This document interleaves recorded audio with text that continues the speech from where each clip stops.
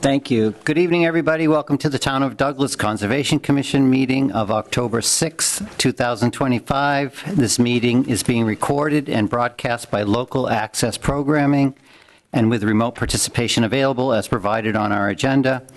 Is there anyone here recording tonight's meeting? No one's recording. Good. I hereby call the meeting to order at 6:33 p.m. Josiah Birch has been excused from tonight's meeting. I'll have a roll call, please. Jim Foran, aye. Brendan Doyle. Kate Thompson. Mike Greco. Mark Mungem. All right, thanks. We'll start with, should we start with meeting minutes or do you want to wait until the end? All right, we're going to wait till the end of the meeting to do meeting minutes. New business, 6:30 p.m., request for determination of applicability, public meeting. New Sherburne LLC, Perry Street right-of-way and Southeast Main Street, road improvement map lot 290/8 and 266/13. Do we have a notice? It's an RDA. Do you have a notice? Question. Yeah, that's us, right? That's us? Just ask for a waiving reading. I'd have one. Okay. All right, I have one. Good. I'll read the notice of intent, or notice. The Douglas Conservation Commission will hold a public meeting relative to the filing under the Wetlands Protection Act, MGL, Chapter 131, Section 40, and the Town of Douglas non-zoning wetlands bylaw request for determination of applicability as requested by New Sherburne LLC, for proposed work located at Perry Street, map 290/8 and 266/13. The public meeting will be held on October 6, 2025 at 6:30 p.m. in the Municipal Center Resource Room, 29 Depot Street, Douglas, Mass. The application is available for review by appointment at the Conservation Commission office at 29 Depot Street, Douglas, Mass. during normal business hours. All interested parties are urged to attend. Mark Mungem, Chair, Town of Douglas Conservation Commission, October 2nd, 2025. I now open the meeting. Is there a representative here from New Sherburne, please? Introduce yourself, starting with you. Chris Betancourt, 41 Mystic Valley Lane, Uxbridge, Massachusetts. I'm the owner. John Grenier, I'm with J.M. Grenier Associates. We are the project engineers. And Matthew Watts, again, here as counsel. So what we are before you for is for, historically, there have been washouts on Perry Road. It is a gravel road that is maintained by the DPW. Mr. Betancourt owns buildable lots on Perry Road, and what? Go ahead. Interject. I'm sorry. I just want to jump ahead a little bit. We already went through that whole discussion, and the only thing that was brought back up to question is we had a meeting, dug some test pits where that infiltration basin was approved with Brandon, and Brandon brought up a point where there's, 1,000 feet of roadway that we're trying to capture the water from, and that the infiltration basin might be better served at the 50-foot buffer zone instead of outside the buffer zone to capture more of the runoff on Perry Street once it's paved. Right. So we're only here today showing the new location of it 50 feet into the buffer zone with grading and everything staying outside the 50-foot buffer zone in an effort to move that last catch basin down another 50 or 60 feet down the hill to capture the rest of the impervious surface. So that's really the only thing that we need to reopen for discussion on that. Up until this point here, we've already been approved, we've already talked about it, we've already been through our meetings. This is the only change that we're bringing back to see whether or not, it makes sense for everybody and we can try to capture the rest of that water. Otherwise, we'll do it as previously approved, and that's it. So in terms of meeting regulatory requirements for stormwater, we're capturing the water through a series of catch basins, deep sump catch basins, that would capture the water, put it into a forebay, and then ultimately into a infiltration basin. As Chris said, we did have designs that were further outside the buffer zone. We did test pits at that time. The material there is good sandy gravelly material, so we're confident, one, that we don't have any issues with groundwater, and that we will be able to recharge the water in accordance with the design for our infiltration basin and DEP stormwater management guidelines. So we did provide a full drainage report showing that we do, one, treat the water, and two, hold the water through a 100-year storm event. So we're capturing and holding it and recharging. So what we're proposing is obviously a much better situation than what is out there today, where they have had washouts of the gravel, that it flows from north to south. There have been washouts and sediment that have been down towards the wetland that is off of Perry Road to the south of the property. So we think this will go a long way in making sure that water is captured and treated. And as Chris stated, that we can capture as much water as possible by having, which is why we filed for an RDA, because we are keeping all of the work, grading, everything outside of the 50-foot buffer to the resource area that's to our southwest. Okay. Thank you. You mentioned you already have permits. Who do you have permits from? I didn't say that we had permits, we had approval. We've already been through this whole entire process with the infiltration basin at the 100-foot mark out of the buffer zone, and it was suggested that we move it down a little bit further just to capture more runoff from the impervious surface. So we came back with a design moving that down 50 feet, and that's it. Otherwise, we were ready to go at 100 feet. I just think that with the topography, that it's going to make sense in the long run to control that much more runoff from Perry Street once it's paved. Okay. And this is picking up water from both sides of the street? From the entire road, yeah. Correct. So it's going to be paved. It'll have a crown to it. There'll be a Cape Cod berm, and there'll be a series of catch basins along the curb line, so that right now, as you know, water, it's a gravel road. It'll shift one way or another. It'll rut out. It'll go whichever way, depending on the storm. But this will help to control the water and capture it and treat it and recharge it, and prevent the washouts that have periodically happened with the existing gravel road. So our intent, we've got estimates from Lynch, and I've talked to Matt Wojcik regarding this, and the planning board. And the planning board, the only issue that we're dealing with right now is, and it's not really an issue, they're asking for concrete sidewalks instead of Cape Cod berms, which I've conceded, and that's where we're heading with this. So, as far as execution of it, that's something that we're going to start on right away. And the only issue was whether or not we were going to leave the infiltration basin at 100 feet or move it to 50 to capture more water. Has the highway department reviewed this and looked at this in terms of their future maintenance of the road? Well, that's under discussion. We have been given a path, and I've been given guidelines, and I understand that, it's not going to be taken over by the town until I've reached all of these thresholds that they've put in front of me, including easements, drainage easements, and any issues that arise during construction that are unforeseen, so that they receive a road that's got a clean bill of health with no guarantees.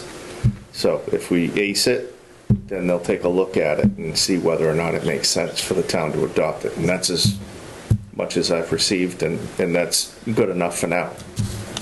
I intend to use their checklist as their guideline, as my guideline going forward.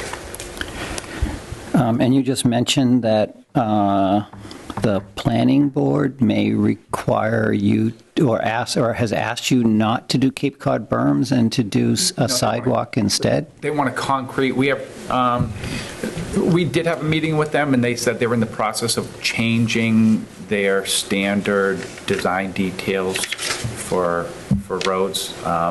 They do, typically, there's a grass strip. You'll have the curb, in this case, Cape Cod berm, they'll have a grass strip and then a sidewalk. The direction that part of the discussion was we'd have the Cape Cod berm, but we'd have a concrete sidewalk, which is on the westerly, or as you look at on the plan, on the left-hand side of the road, the westerly side of the road. I believe it's a 5-foot wide concrete sidewalk that they were looking for. So we've also heard a few of the members state that they really didn't want a grass strip, and that they wanted to see a concrete curb poured in one shot with the sidewalk. So, we're trying to figure out what they want and then move forward with that. But that comes a little bit later anyways. No, I misunderstood. I thought you said they were eliminating the Cape Cod berm to do a sidewalk, and that the Cape Cod berm is necessary for keeping the water contained and going into the catch basins. No, we'll have a berm on either side, and we'll have the catch basins right along the edge of the road, so we'll be capturing all of the runoff on the new crowned road surface. Brandon, have you taken a look at this? Have you seen this? Oh, yes, I have. I've been to this site more than once. And I was there the day that the test holes were being conducted for water table and infiltration earlier this year. I forget exactly when. There wasn't even an application in front of us, but I wanted to be there to see the test holes myself, so I can verify that the information presented as far as the test holes is accurate. And it was my suggestion to bring the basin further down the hill, even if it is in the buffer zone, because we have an issue with sediment going down Perry Street and going off the road into a wetland, and there's a little brook right there. And I didn't see any heavy sediment going to the brook, but there's a good chance that during big storms that the very light, like silty stuff that really stays in suspension makes it into the brook from time to time. And the object is to stop that. And the Conservation Commission was going to issue an enforcement order, or I forget, maybe we already did, to compel the cleanup of all of that sediment. But then the question arose, well, we can do that, but why do that if we're going to keep on having the problem on the street? So why don't we work towards making the improvements to the street so we can be more assured that the sediment problem stops, so that we can go in there, you only have to clean it up once. So everybody agreed that that was a good idea, and now they're finally back in front of us with that plan to make the improvements to the street. And to their benefit, they called me, and we had a Zoom meeting one day in my office, and they asked for advice on it. And I said, you want this basin to be as far down the hill as possible to get the most amount of water off the street. And they said, well, we've got it outside of jurisdiction. I said, well, if you bring it to be no closer than 50 feet away from the wetland, you'll still be meeting performance standards under the bylaw and the state law. So if you can get a little bit more, I think that the yin and the yang of it is yes, you're going to be cutting it down some of the buffer zone to build this thing, but you're also going to be eliminating a problem at the bottom of the hill with the sediment buildup, which I think is even worse. So that's why they designed it where they are, and I am okay with this design if you're okay with it. Commission members, any thoughts or comments? How long is this road going to be in the long run? Perry Street is 6,400 feet long. Yeah, well, Perry Street's already there, it's a dirt road. So is the drainage just going to stop there, or is it going to go further down? There's a plan that was submitted that has drainage further down, but speaking with all the members and the planning board and other people that are all involved in paying attention to this, including Lynch.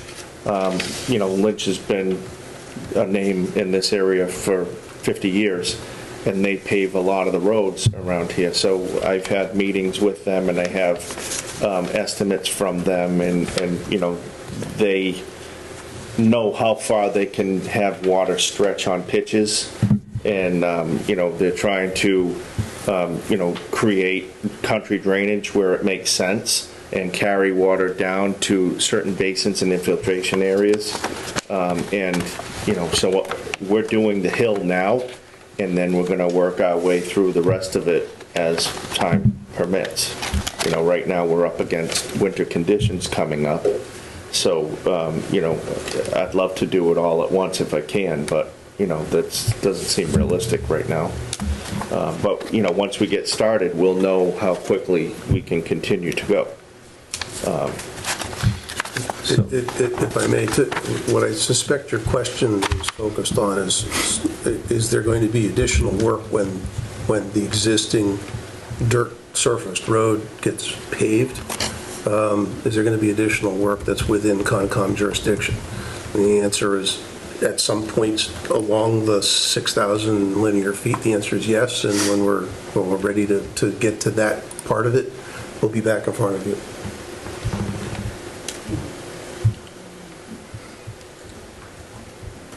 There's also a lot of wetlands down at the bottom of the hill. And there's a stream crossing, and there'll be culverts, etc.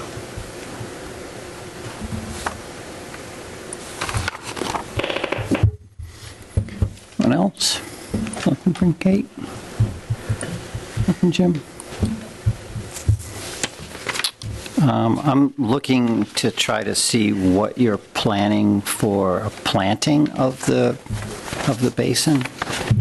Is it just to be seeded, or are you putting any other plant material on there? And it says about topsoiling. Are you topsoiling the bottom, or are you just leaving the bottom open to be able to infiltrate? We'd like to leave it open to infiltrate.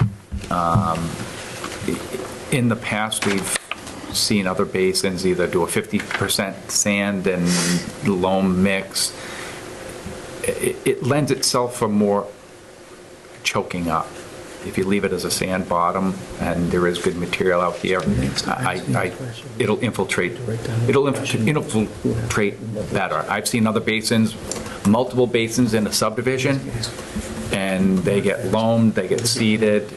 Some infiltrate, some don't. And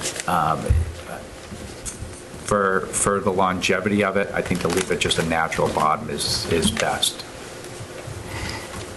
And then what is the proposal for the banks? That'll be loamed and seeded. Loam and seed. Yeah. Do you have anything on here about what seed type you're using?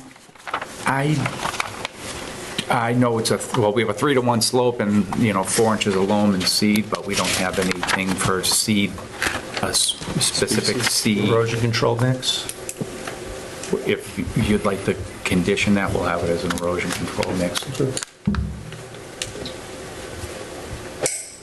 You're looking for exact species? Not necessarily, but I just don't want to use a a yard-type seed where we're going to be maintained. I want a meadow mix or an erosion control mix or something that's going to be more natural to the area and not have to be maintained necessarily. Fair enough. Okay. Yeah, we can add that to the tank. You know, in some of the yards that we've done, we put a flower mix in there, wildflower mix, and they do slopes for us. Right. So at the day of, so we can do that as well. So Okay. I can give you an idea of what is in the erosion control mix. Wild rye, little blue stem, red fescue, big blue stem, switchgrass, ironweed, upland bent grass, beggar's ticks, Joe Pye weed, boneset, New England aster, woolgrass, and soft rush. That's fine. Yeah. That's what I'm looking for. $39 a bulk pound. Okay. Yes. So that would be a condition that I would want to So identify. down the condition of Erosion control mix. erosion control mix.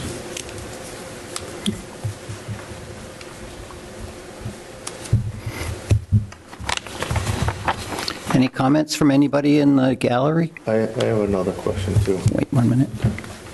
Yes.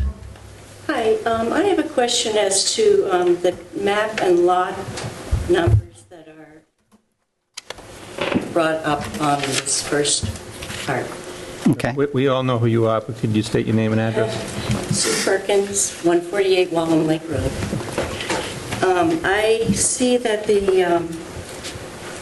290-8 map lot is owner unknown.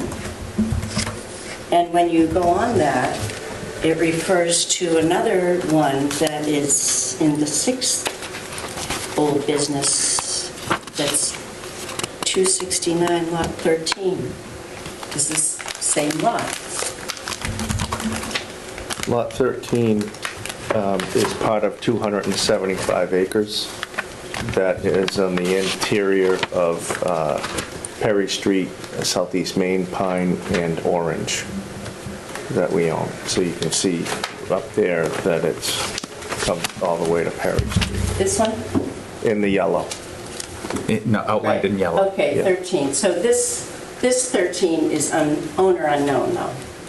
Correct. We're I working got on the two that. mixed up. Yeah. So when I go, how about the, Is any of this activity proposed within that Not- parcel? Not in this application, no. Okay, thank you. so that's She the on the right same as the application? 269-13? You're looking at a different application. She's looking at the Fire Road app. Yep. Yeah, okay. Yeah, we're not there That's- yet. Number Separate. 6. That's not this application. Right, that's number 6 when you come to the end of this. Right. Yes.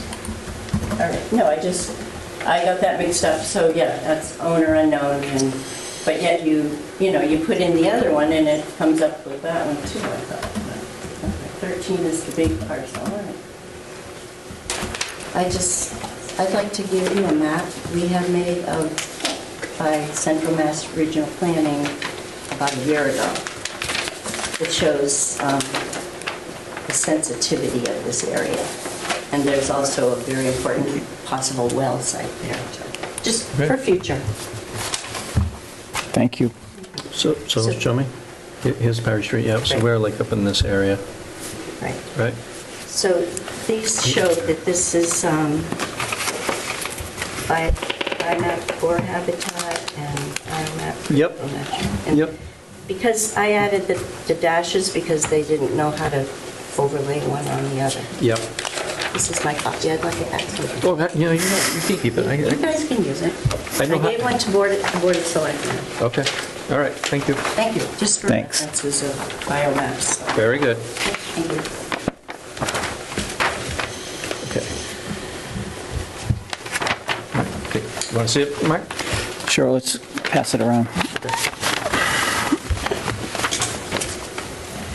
So Lot 8 is Perry Street itself, proper, and Lot 13 is where the basin's going to be built. Correct. Yeah.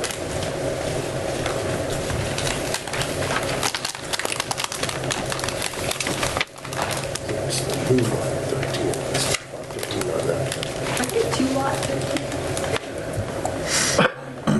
lake. Well, It's not As that shows. it's just the two different maps, or what we call plats. So this one is map 269, lot 13, and this one's map 266, lot 13. So different plat pages.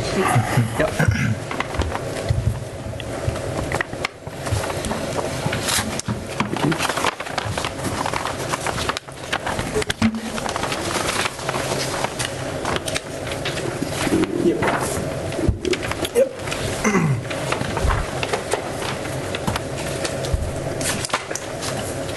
So Brandon, just to go back to what you said that you worked with them to determine this location, basically, or Yeah, ask them they- to move the location down the hill a little bit more, and that you're fine with this proposal. Correct. They contacted me months ago, like at least, I want to say sometime over the summer, when they were starting to design this.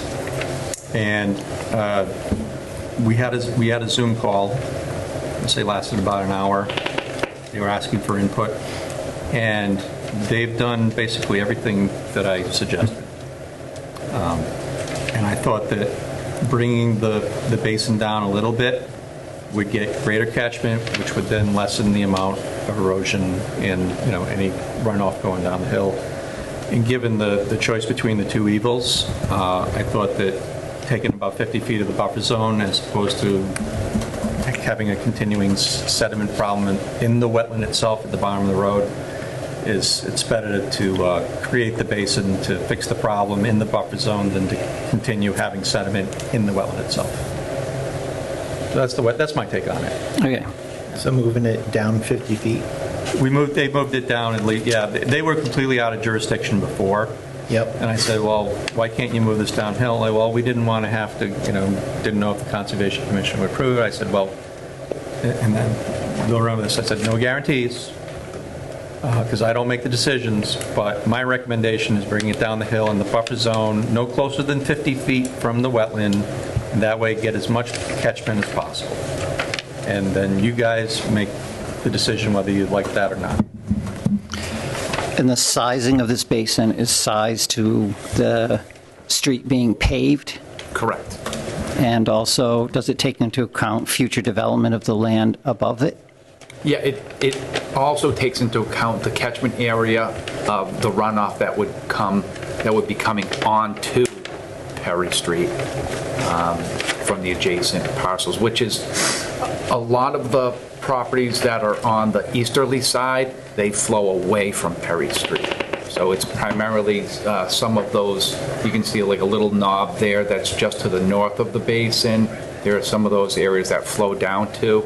But there isn't a tremendously large catchment area that comes off of the area that's to the northwest of Perry Street. So Brendan, this site is kind of, with all the development, it's all under stormwater review, Correct. right? So, Right, but we're It's comfortable. more than a 4-lot subdivision, so it's all being reviewed for stormwater. Right. And each lot, as that gets developed, each individual lot will be taking care of stormwater for each individual lot for driveways and roof runoff, et cetera. Right. We've been doing that all along. All right. And this one just has the addition of like Perry Street proper also being worked on. Do you guys have enough information? Do you want to make a motion to close? Sure. Make a motion to close the hearing? A second? All right. Motion's been made by Jim and seconded by Brendan to close the special, or the public meeting. Roll call vote. Jim Foran, aye. Brendan Doyle, aye. Who makes the motion? Mike Greco, aye. Mark Monjam, aye.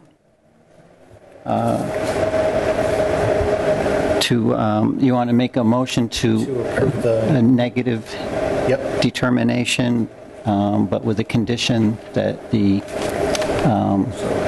erosion control seed mix yep, be utilized and that the basin floor not be topsoiled, the infiltration basin floor.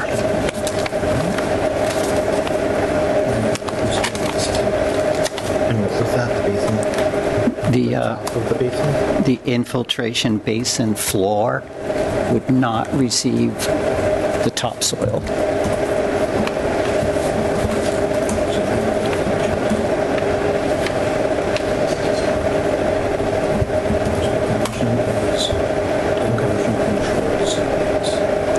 Floor only would not. Yes, you said infiltration floor will not receive the topsoil. All right, so I'll make a motion to approve negative determination for the Newborn LLC Perry Street Row and Southeast Main Street road improvements, map lot 290/8 and 266/163 Perry Street Plan and final revision date of September 18th, with additional erosion control mix to be used, infiltration, floor will not receive the topsoil, and then bring the base down and no closer than 50 feet to the wetlands, and with standard special conditions. Second. All right, motion's been made by Jim and seconded by Brendan to issue a negative determination of applicability with basically 3 conditions. Erosion control mix planting be used, no topsoil on the floor of the infiltration basin, and that the work stay outside of the 50-foot buffer. Roll call vote on that. Jim Foran? All right. Brendan Doyle, aye. Mark Marco. Mark Mungem, aye. Thank you very much. Thank you. Thought you could because Josiah's not here. No? Kate can vote tonight. Oh, she can? Yeah, Yeah. because Josiah is absent. Yeah, I thought it was like yeah, so, no, you can vote. No, you can go. So it's a 5-member board, right? If somebody's absent, you can fill in. But it doesn't matter because you still got a supermajority, so you could. Yeah. So vote 4-0.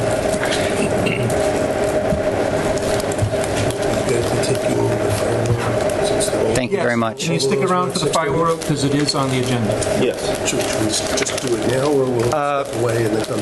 Mr. Chairman, we have a request to take agenda out of order to discuss the... Number 5. Yeah, number 5, the fire road while they're here.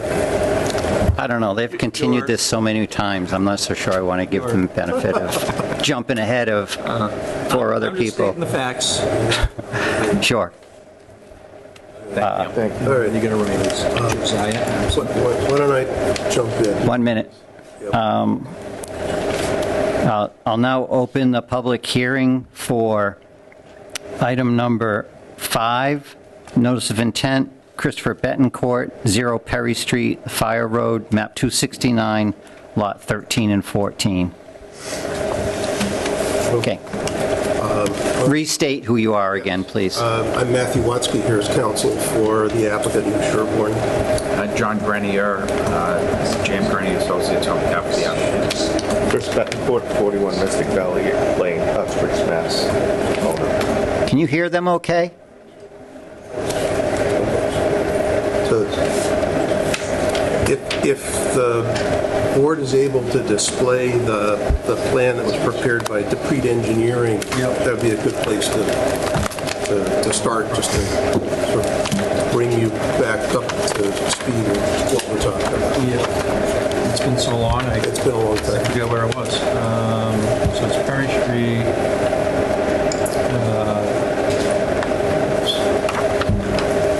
Which one was it? I got 1, 2, 3, 4, 5. I got 6 different ones for Perry Street. Which one was it? That's an order of conditions. That's not one. Which lot? What's the lot number on it again? Do you remember? Well, it may have had a reference to the other lot 13, Yeah. but it's 269-14 and 269-13.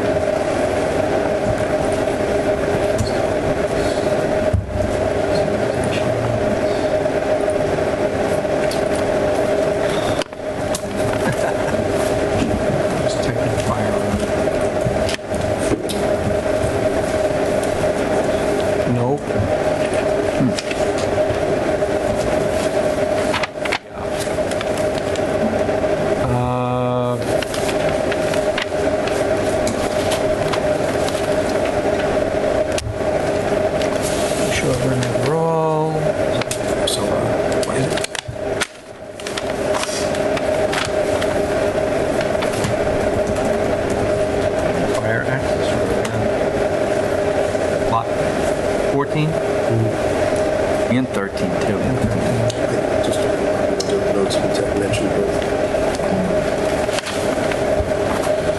maybe it's in the regulators.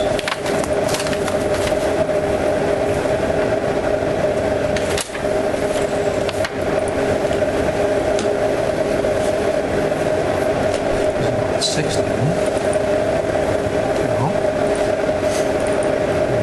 Violation, no?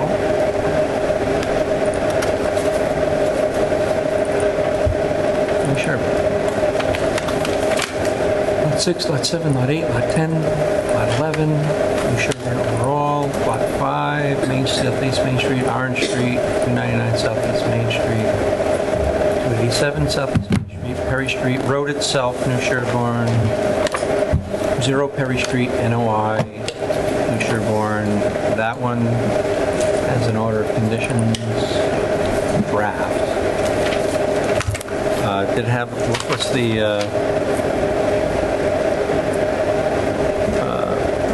1112. That's what it's called. I'm sorry, guys. Oh, you're fine.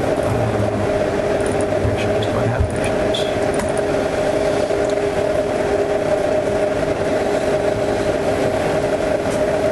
Yeah, this is the one.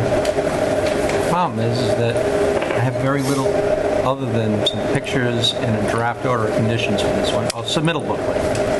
All right. Goddard Consulting.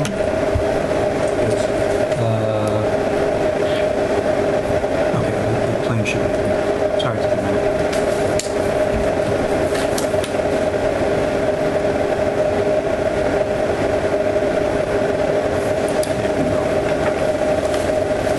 It is fixed. Let's go.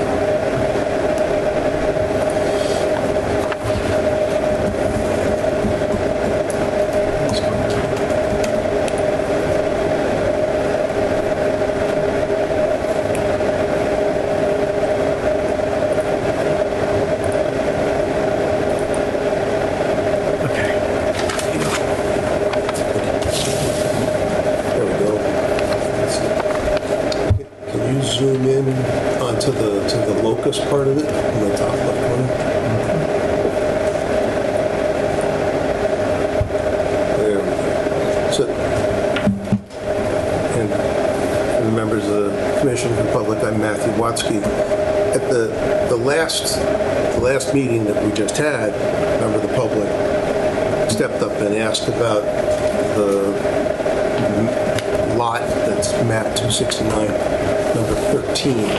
That's the lot that you can see the proposed work for this application would extend from Perry Street up into that other parcel. The intention is to create a safe fire access road into a series of logging roads that are already existing within that lot 13. We kind of call it the Utah lot because it's somewhat shaped like the state of Utah. When we were here before the commission previously, there were 2 points of focus for the discussion. One was the proposed work of the fire road itself, which has been positioned in between 2 separate, not connected wetlands. The question, what if any design details would be provided for that? Brendan made a recommendation at that time. I think it was after like a 100-year storm event. He observed some sheet flow coming from the wetland that's on the western side of where the road would go. Brendan, if you could sort of slide back up to see the actual proposed work. So there we go. So you have the wetland, isolated wetland that's on the left side, the west side, and then the fire road in between the two, and then the other wetland to the right. What Brendan observed was some sheet flow coming from the one to the left, from the west flowing to the east. And my recollection is a recommendation that we have, I think like a 10 or 12-inch culvert provided underneath the roads just to allow the water to flow under it rather than over the surface of it. That's not yet shown on the plan. The other question that the commissioners asked is also, do you actually have clear title? Do you have a right to claim title to the lot 13? And that's where we've been putting our time and effort. My view is that the facts are there to be able to establish adverse possession rights over that property. We have engaged the services of a lawyer, and I'm not yet here to say I know enough to know I don't know enough. How to get through the land court proceeding to have the land court declare that a lot that has not had title clear to it for for the last 100-something years, that you can claim adverse possession to it and establish clear title. For purposes of the Conservation Commission, we have a long line of DEP guidance, DEP adjudicatory hearing decisions, that basically the rule that DEP has established is that you don't need to have a Conservation Commission or DEP make a ruling as if it were a land court judge. You're not that. All that we would be required to do is to establish what's called colorable title to the property to be able to be eligible to file the application to do the work on it. So we've been doing the work to take it really the next step to satisfy ourselves that we are likely to be able to establish title in land court. Attorney Ted Cannon is working on that, and I'm expecting that filing to be made sometime in the next couple of months or so. But I am now ready to prepare the opinion letter for the commission that I would submit to you to give you the opinion that New Sherburne is able to establish colorable title and be eligible to file the application to do the work on that lot. And along with that, we would submit the somewhat updated plan to show the culvert going underneath the proposed fire road. And at this point, there's no additional work proposed within the lot 13. This is purely just to provide access to the existing logging roads that are in there. And what Chris has expressed to me is that there have been, just in the relatively short time period that he has owned the property, there have been multiple brush fires that the fire department has had to respond to and come in and put them out. And he just wants to make sure that while he's owning this, that the whole forest doesn't burn down. So if you have questions, we'd be glad to respond to them. Otherwise, what I'd ask is, I know this is stretching it, but if you could give us another extension, put us on for, let's say, a month from now, and I would expect that we'd be able to give you both the plan and the opinion letter. May I ask a question? Yes. Colorable title. Yeah. Okay, that's a new one to me, but I kind of understand the gist of what you're trying to do. The word itself kind of makes sense. So the opinion letter, I mean, there's no owner, no known owner of this lot 13, right? So it's not like you can go and get the owner's permission, right? That's right. So the opinion letter is going to be from who?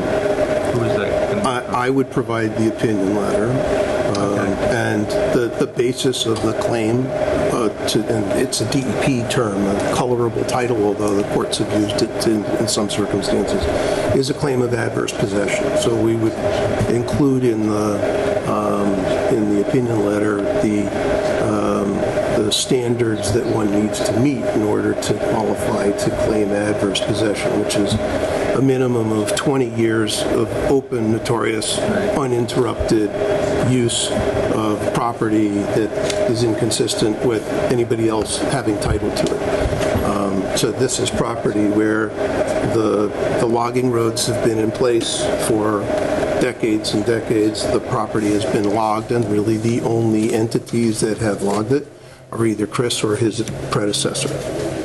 So what we'll ultimately be providing to the court is evidence, including affidavit evidence, and then like satellite images and aerial photograph to show the many years of work and alteration that's been done on that property. Okay, so that my follow-up question is, why, Matt, do you think the opinion letter is enough to allow the applicant to move forward with the conservation review as opposed to getting the decision from the court? Because when you have a claim of adverse possession, your right to continue using it in that way is actually not contingent on a court ruling on the adverse possession. If you've established the right, you may continue doing it. And so filing the application would be consistent with the exercise of a right to use that land. Unless and until the court disagrees. Unless and until the court disagrees. So the question of whether you have enough of a claim to use the property to make you eligible to file a permit application is separate from ultimately the court's ruling that you in fact make claim title and grant that title to you so that you can record it. I get what you're saying. If you've already been doing it, then you can just keep on doing it unless somebody stops you. Right. Right, so, you know, my concern is, well, what if you put in this claim and then the court stops you and the commission has issued an order of conditions and the work has already begun? Like, that's a worst case scenario, obviously, but like, what happens then? Then if the court disagrees with us and someone actually comes out of the woodwork somewhere to say this is actually mine and they've defeated the adverse possession, they would have recourse in court to perhaps tell Chris to take the fire access road out or reach a deal, figure it out. We've been looking for 4 years. It's Two different attorneys for 4 years trying to trace down, going to town halls, everything. Yeah, there's been a lot of legwork that's gone into reaching the point where we're now comfortable to proceed forward with the land court. All right, gotcha. Okay, well. Is November 3rd okay with you guys? Let me just check my calendar. I have a question. It's stated that this is for the purpose of a fire road. You have a lot of property, I believe. I really don't know. Do you have a plan that shows the extent of your property? That's the northern section of Perry. There's 129 acres to the south of Perry, which there is an open road that gives you access and splinters off because there's also logging that's been happening over there. There's 104 acres to the west side of Orange Street. Well, I'm just trying to figure out why this location for this access is what is critical. Why can't this fire road be in a different position that doesn't impact wetlands, that doesn't go into a property that you do not own? This is really the only access without crossing a stream. It goes in the buffer zone, but it doesn't cross a stream. We're talking So about, that- that's the to creek get actually- access to the lot 13 that we call the Utah lot.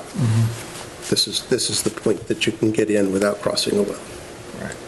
And beyond the Utah lot is your property again. Right.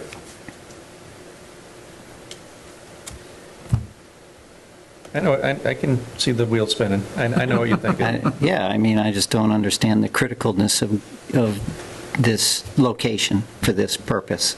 I don't understand the purpose, period, but I also don't understand the criticalness of this location. I requested Dupree find an access that was the least impactful, and they brought this to me.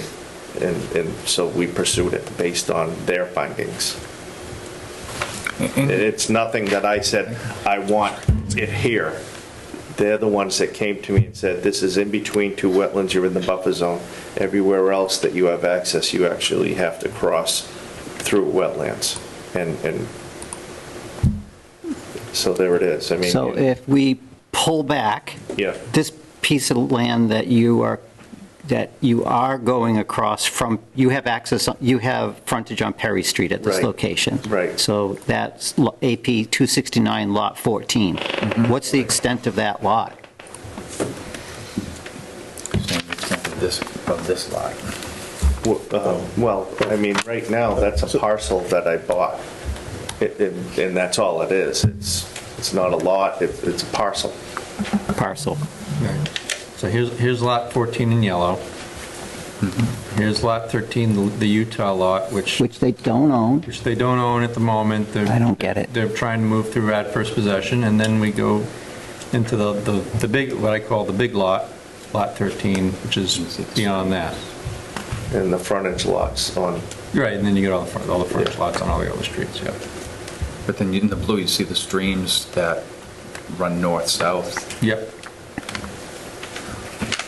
So basically what they'd be doing is coming up into, just a little bit into the Utah lot where you then connect to all the fire roads and you don't need turn to left, make, yeah, turn left. and you don't need to create any more road. Right, it's all upland, Right. and then it connects to the rest. There's nothing disallowing what he's trying to do. I'll say that much. Is it your intention to turn this into a town road? No, no. If there was ever going to be a town road there, this has nothing to do with the selection of that location, zero. And I don't know if that's something that's going to happen to the future. And people keep asking me questions, and I try to answer in a non-committal way, because I may put a house right at the top of that and live on 275 acres. I know what you think of, Mr. Chairman. The thing is that there's nothing stopping him from creating a fire road, and I don't think there's anything stopping him in the future from turning that into a drivable road that would be access to the interior of the lot 13 and part of the bigger subdivision. But the thing is that what he has before us is not disallowed. So it is what it is. You might not like it, but there's nothing stopping him from doing it. Correct. He doesn't own the property. Except that he doesn't own the property yet, right. So say he does get possession of that property, that would open a door into the larger lot. And that lot itself, right? So, but the thing is that it's, you know, it's something that he can most likely legally do in the future if he wants to. And for now, a fire road is perfectly permissible if you agree that the plan before you, it can be conditioned under the Wetlands Protection Act and the local bylaw.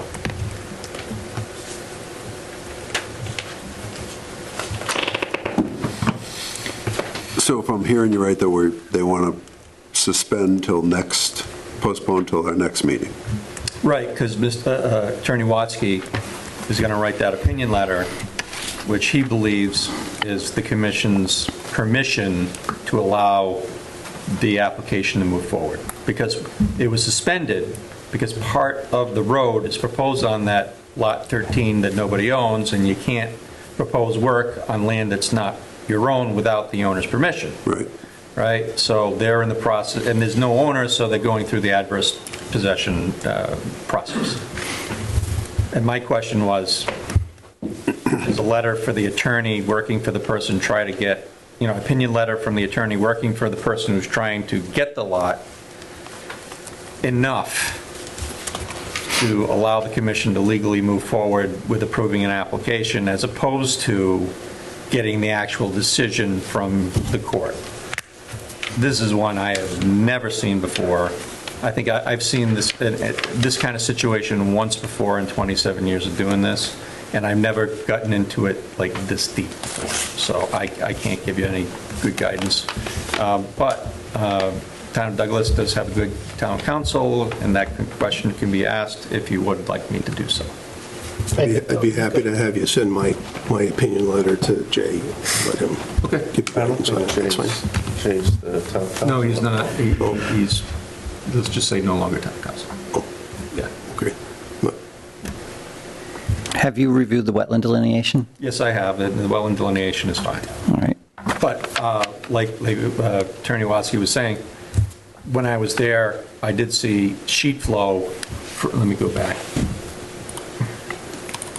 Do you see any evidence, any vernal pools in these wetlands? No. the green wetland on the left-hand side overflows, it kind of sheet flows over land and then goes downhill into this green wetland on the right-hand side. So I said, you know, it would be best if you put in some kind of culvert, otherwise the road's going to wash out. Yeah, I was thinking about wildlife corridor type activity, or, you know, between the two. True, but I mean, if it's just you know, like a dirt road, like a gravel road, to something Right. solid enough for Yes. fire truck to get in, I don't think that's going to cause a impediment to wildlife. No, not at this point. I agree. Look at the topo, it's relatively flat, and I drive by there daily, and I've never witnessed any surface water there. We just happened to have our meeting probably a week or two after that 100-year storm where water was coming over Southeast Main Street, which I'd never seen before in my lifetime. So that was the feature that we were discussing, and it basically just pushed the leaves and needles out of the way. There's no ruts, it's not steep, it's flat. Anybody in the audience have any comments or want to make any comments on the proposed plan? Anyone on the commission? I just have one question. I know last time it was brought up, we were wondering about the width of the road and whether or not that had been run by the fire department and if it was necessary, and I just wanted to follow up on that. That would be the guideline. Good memory. Yeah. Good notes. Yeah. That would be the guideline. So the fire department would dictate their vehicle of choice and what they need. And, you know, it'd be my preference not to take down any large vegetation. So we tried to curve it around, and, you know, there's a couple of large trees in there, and I didn't want to go near them. I didn't want to disturb them. So, you know, however the fire department can maneuver their vehicle of choice through there, that's the width we will give them. Yeah, I mean, to Kate's point, I mean, there's not many roads in Douglas that are 50-foot wide, cleared 50 feet wide. Their right-of-ways are 50 feet wide, but they're not cleared out 50 feet wide. Yeah, I want to do the minimum impact. That's what I'm looking for, minimum impact.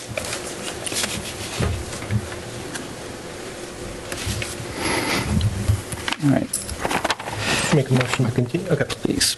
Make a motion to continue the hearing to November 3rd. Was that okay for you, November 3rd? Yeah, I mean, I have another meeting that I'll have to move, but Do we have two in November? No, wait, second one got canceled. It was November So it wouldn't be until 17th. then I'll make the third work. Okay. All right, so I'll make a motion to continue the hearing to November 3rd, 2025 for DEP 143-1112 for 0 Perry Street Fire Road Map 269 Lot 1314. A second. Can I expect a plan with a pipe? Motion's been made and seconded to continue the public hearing till November 3rd. Roll call vote. Jim Foran, aye. Brendan Doyle, aye. Kate Thompson, aye. Mike Rocco, aye. Mark Mongemai. Thank you, gentlemen. Thank you very All much. right, thank you very much.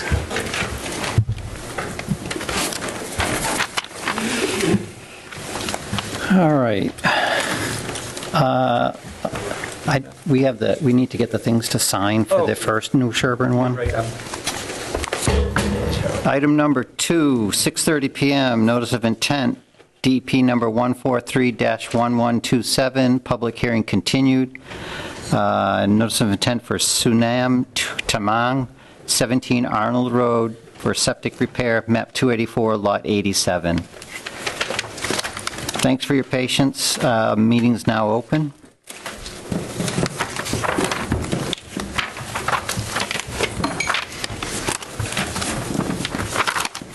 Is this good here? Yep. Okay. We don't have it. All set? Okay, for the record, Margaret Bacon, Civil Site Engineering, and I'm here representing Sunam Tamang for a septic repair at 17 Arnold Road in Douglas. I don't know if you're familiar with the the terraces and all the cottages up there, they're all turning into houses now, year-round houses. But this is just another example. Small lot, high groundwater, trying to replace an existing cesspool.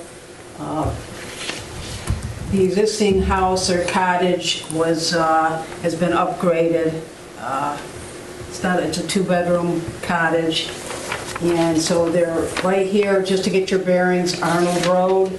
I've got wetlands all around the back. I've got wells everywhere, which is typical up there on the terraces.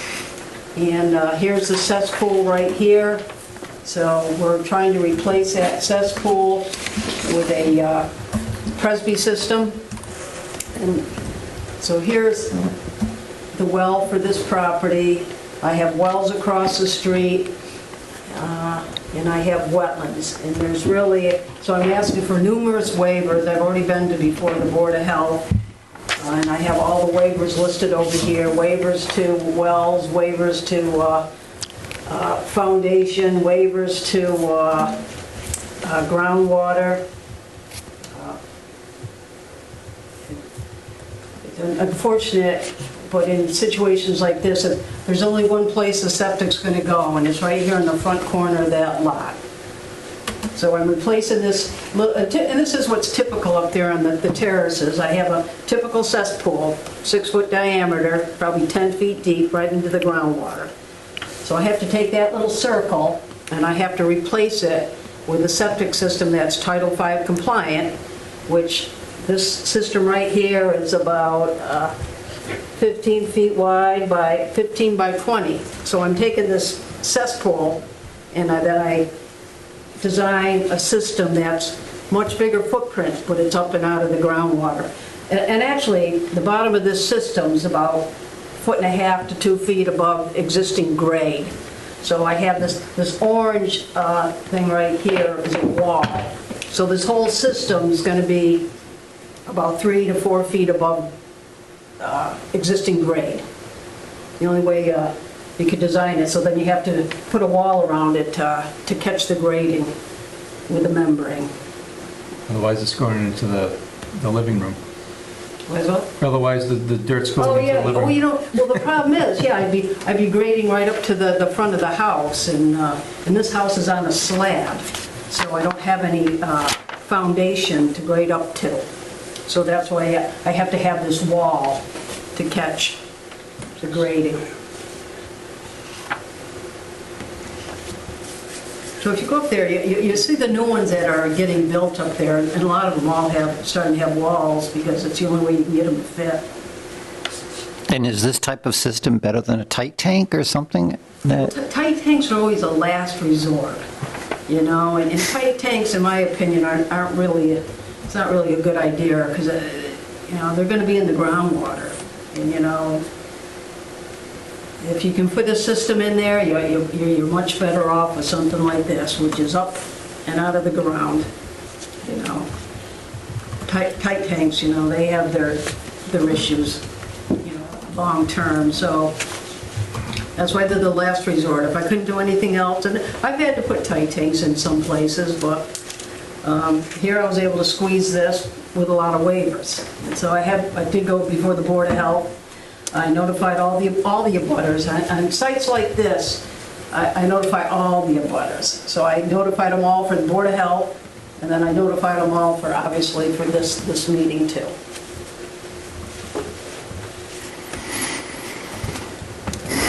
So what's the distance to the wetland? Distance to that wetland, to the edge of my, so if I look at this wetland flag right here, I am about 35 feet away. And here's the 50-foot buffer. And per Title V, you're trying to keep a system 50 feet away from a wetland. But that's why I asked for that waiver.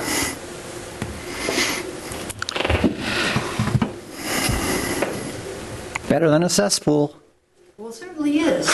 It's a big improvement over that. The problem problem is up there is, all those houses or cottages, they weren't meant for year-round residents, like that's what's happening up there. One by one, they're turning into year-round residents, and they used to be just seasonal cottages. And everybody up there back then had cesspools. And then now as these houses or cottages get sold, then they have to, which is a good thing, because there's about, I don't know, probably about close to 100 little lots up there, and one by one, they're all getting upgraded to a better type of system. But there's still a lot of active cesspools up there, right in the groundwater. Right. Any commission members, any comments? No. Not on this.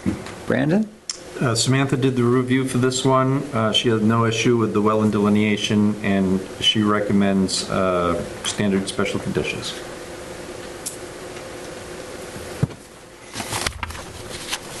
Anybody in the audience have any comments? All right. Seeing none, close. Make a motion to close the hearing. Second? All right, motion's been made by Jim and seconded by Brendan to close the public hearing. Roll call vote on that. Jim Foran, aye. Brendan Doyle, aye. Kate Thompson, aye. Mark Rocco, aye.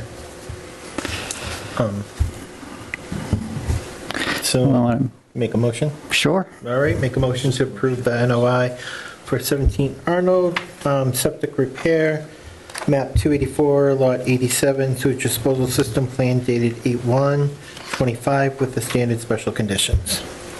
That's second. Motion's been made by Jim and seconded by Brendan to approve the, or to, is it not approve? That's not the right word, is it? To grant the, whatever I'm trying to say. Yes. No, To approve the notice of intent for, God, which one am I? Number 2. Oh, number 2, yeah. Sunam to Tamang, 17 Arnold Road. Thank you very much. All those in favor? Do we need to see the special conditions too? No, just No. standard special. Standard special conditions, yeah. Oh, wait, sorry. Interrupt. Well, I made it pretty confusing, Kate. You gotta, I understand that. So, all those in favor? We did that already. Jim Foran, aye. Brendan Doyle, aye. Kate Thompson, aye. Mark Rocco, aye. Mark Mungem, Thank you. Thanks. Thank you.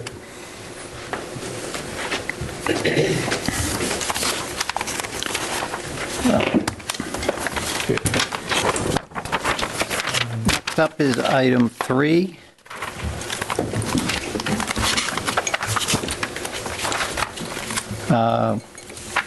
Notice of intent for DEP number 143-11, we don't have that number yet. Public hearing continued. A notice of intent for Joseph Leonardo, 269 Southeast Main Street, driveway, single family, map 245, lot 41. You still don't have your number yet? Hold on, for the record, I'm Joe Leonardo. Yes, still no number yet. Just wanted to give you an update. So along the blue line right here, we cut a lot of the copse trees, they're very small. And right now it's easily, observable. If you go by there, there is a straw wattle on the side, up to here. Okay, and we have this staked already, the property line, so we know where we're at. And everything seems to be, on, as designed. And right now, we just staked today the stakes for the approximate location for the percolation test holes to be.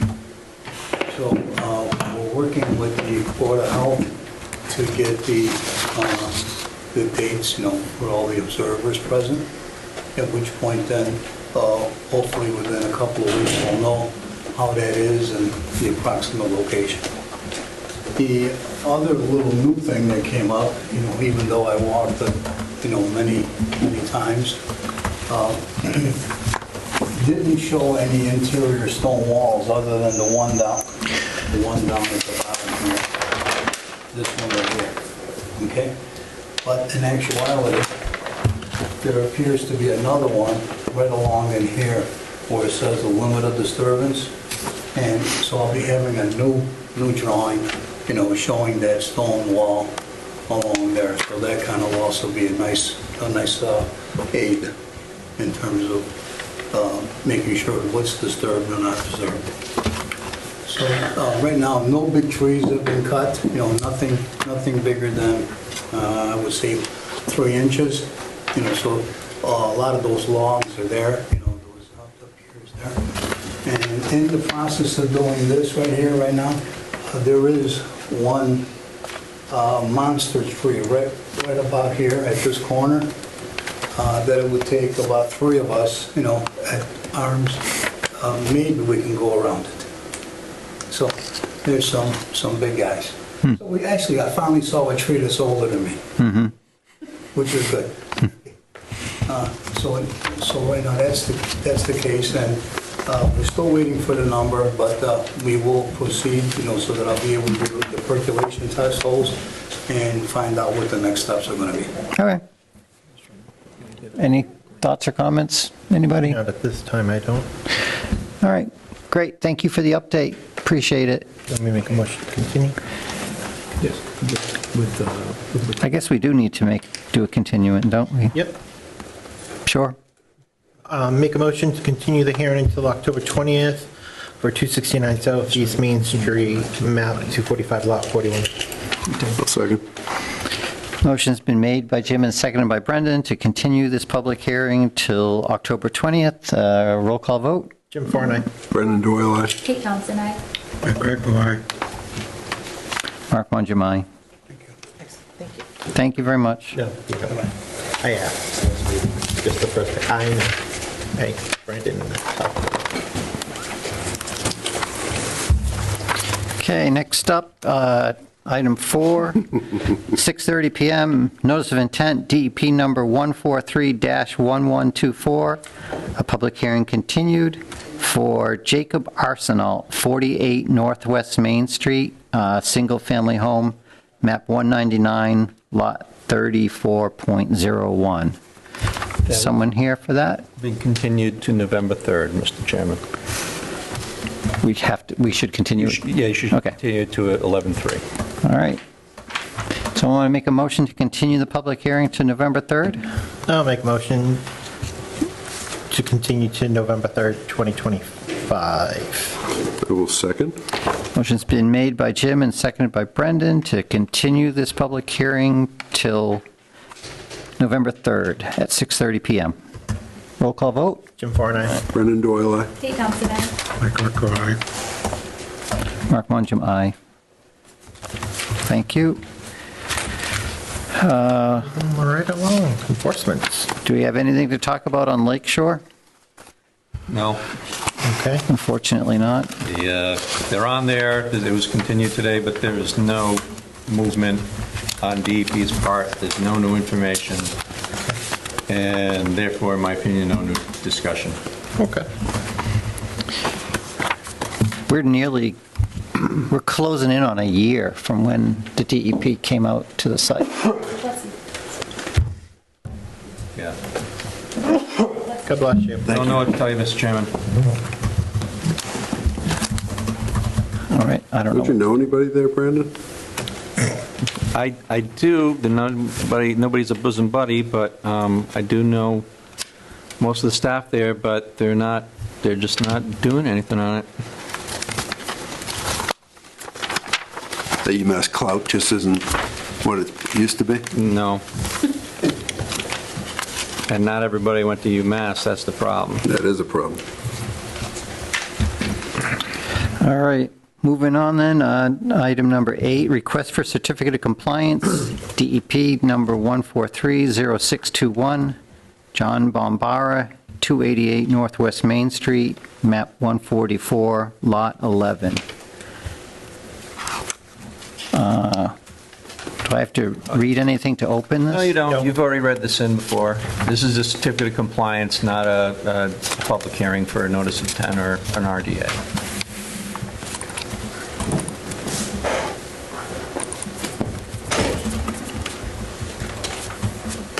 Oop, it's the wrong one.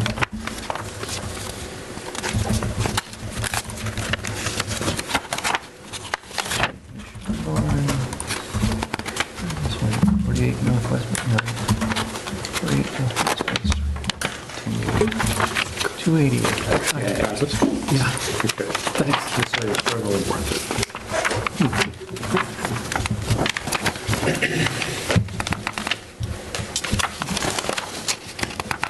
Oh, what's the one that we just got, we just approved, that was,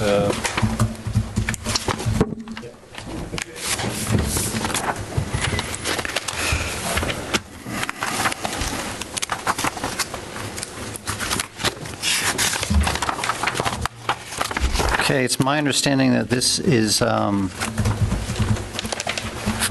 a notice of, a very, very old notice of intent? Very, very old. 19 years ago. Okay. Trying to request one more document from the engineer that I had. yep. The engineers that I had, one of them, of course, is out of business, the other one passed away, so it's been a long time.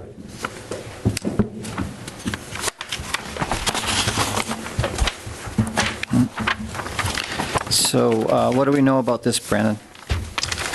We know that we have an as-built. The history of it is that Mr. Bombro was here last meeting. Yes. And we did not have a letter from an engineer. He now has a letter from an engineer. And Samantha requested the original site plan, which I do not believe is in the package. But she got that from Jen Gagner, and let's see if I can bring it up here. And what she was doing, she did a site inspection, and she compared the original site plan with the as-built site plan. Let me bring them both up here, and I'll just start sharing. There's also a very lengthy letter of concern that came with this from an abutter. I don't see it in here. It's not in here, but What was this? Never mind. yeah, it was named or titled, dated Oh, it's September right here. 24, 2025, with the subject line of urgent compliance inquiry, 288 Northwest Main Street. The thing is it was not signed by anyone, but it was a two-page, very detailed critique. So Sam felt compelled to do a comparison of the old plan versus the new plan. And there's the letter. Here's the approved plan. This is the plan that was originally approved many years ago. It shows the gravel driveway, a 23 by 25 garage, 44 by 33 structure to replace an existing dwelling, and a 12 by 33 deck, yard, relocated septic tank, and we're all on Whiten's Reservoir. Okay, so we got that, and then we'll go to the certificate of compliance, to the as-built plan, and let's see here.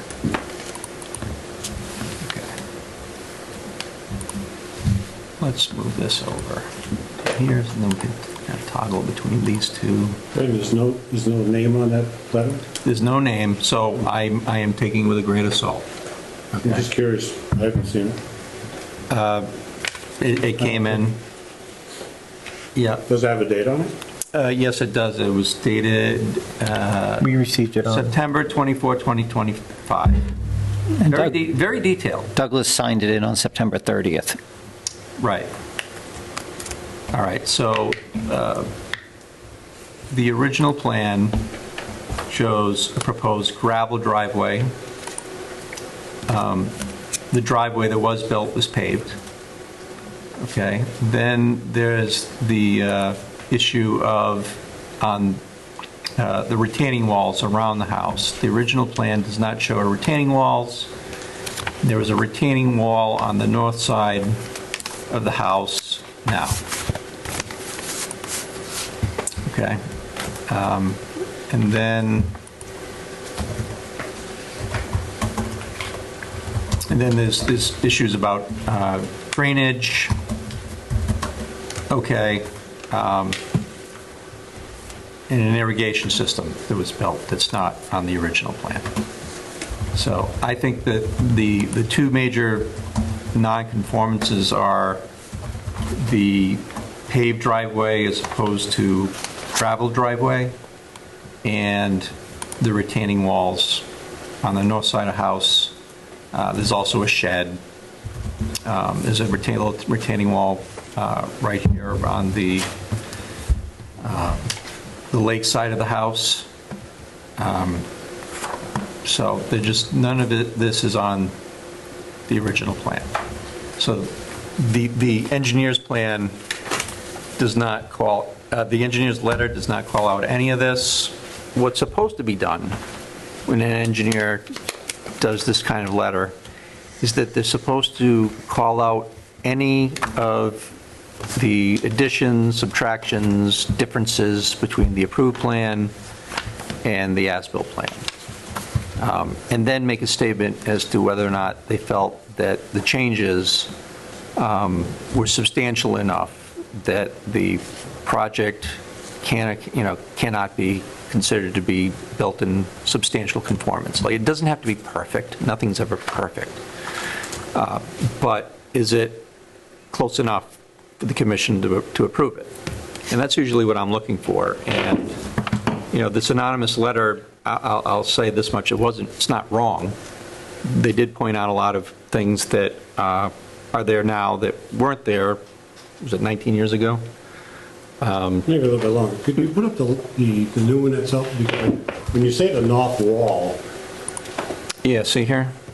there's no wall there. This is retaining wall. The one that's going from the backside of the house, the west side, heading north, put your X right where it said shed, behind the shed. Right here.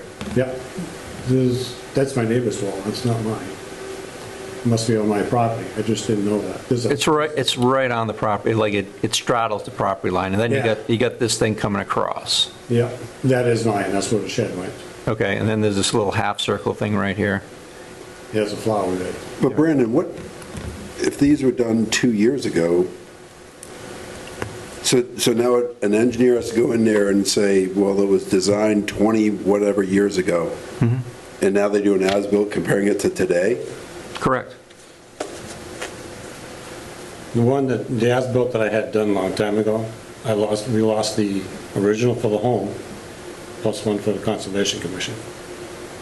It's not in there. So if the retaining wall is on the line, can you look like kind of? It's not a stone wall either, by the way. It's a fence. Let me bring up. Yeah. Let me bring up pictures. All right. Okay.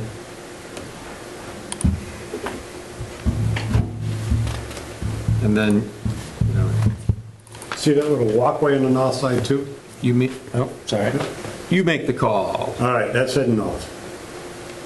The wall that's over here on the right, it would say that's the conservation approved that wall for it, because we have a drain that comes through the property. Yeah, that wall right to the right is not mine. Well, let me say this, if he built it, it's next door north of me, it belongs to him, not me. Is that a precast concrete wall? Mm-hmm. Is that something that? Where is that? That is on the east side of the driveway. There's a town drain right behind it. It goes into the back of that. If I remember correctly, Mike Yacino was the chairman of the Conservation Commission. He came up to my house and asked us what we wanted to do. And I set a plan in for that, to have it done. So you guys should have that too. Okay. Where's that on the drawing, Brandon? Doesn't really show it. Doesn't really show that? No. Okay. Actually, it's an easement. Okay. Yeah, it's an easement. It's the gentleman that's behind me that really owns it. Only because it kept on washing up. We have a lot of water problems. If I had my phone, I'd be able to show it to you. A lot of mud comes from across the street, that Douglas Hill Way. There's a detention pond that's up there. There's never had water in it. It's on the south side of the road going up. You'll see a big cover coming down. Margaret and I were here, I'm going to say a year ago, because my neighbor's 2 houses down now, you guys already approved, and we had a huge water problem. So I went up there with Margaret, and we talked about this whole thing, about how high the house is going to be, because it's just washing up everything into the reservoir. You know, so, but anyway, that's the south side. And that's the west side.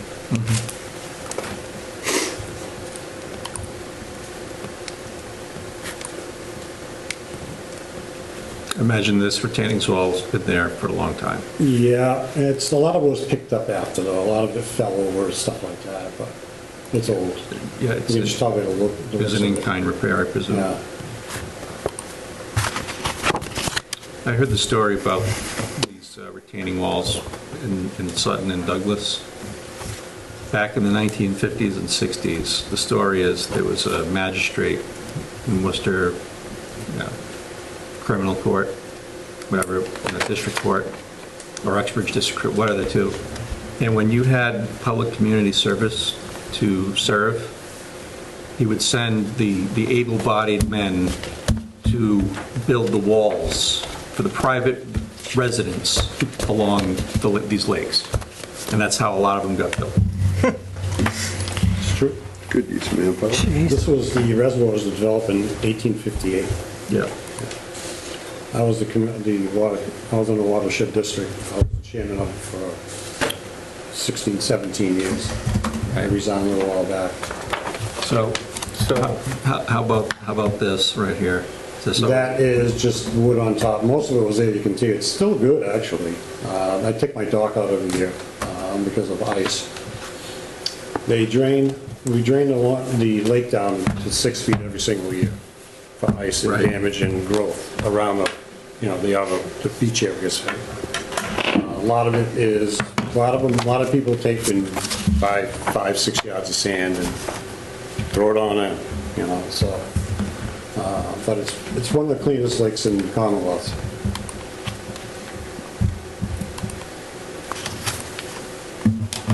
Here's the shed. So the shed was on the original plan. Thank you. You're welcome. Again, different angle, the pole, that's it. So. How long has the shed been there for? Ooh, I'm gonna say I had a problem with theft. During the winter time, snowmobiles would actually drive up on the property. So you couldn't leave a gas grill outside, the lawnmower outside. It was ridiculous, so I asked for this shed. I'm gonna say 10, 12 years ago. It was approved by the zoning board. Did it ever come in front of conservation? I can't say that I'm gonna say no. Yeah, then just going backwards. What's your thoughts, Brandon? I'm good with whatever you're good for. I'm just presenting the facts. The question is, do you think that what was here today is in substantial conformance with what was approved originally? And the non-conformances which were not stated in the engineer's letter include some retaining walls, the paved versus gravel driveway, and the shed. I'd say those are the big ones. There's, the letter talked about issues with drainage. Okay, but we're talking more about structures here.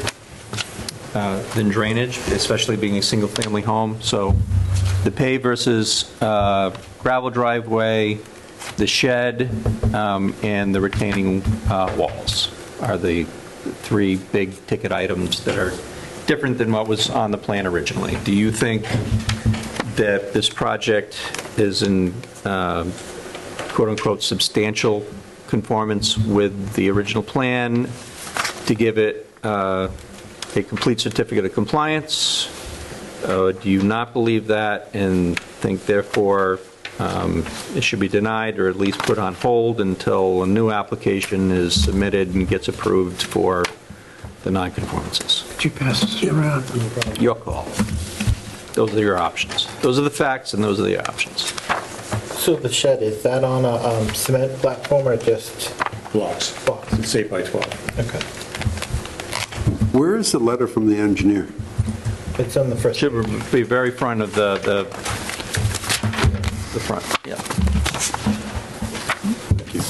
Look, it's number 8. Brandon, if something comes up in the future and we don't at least make mention of the changes that have occurred to this property,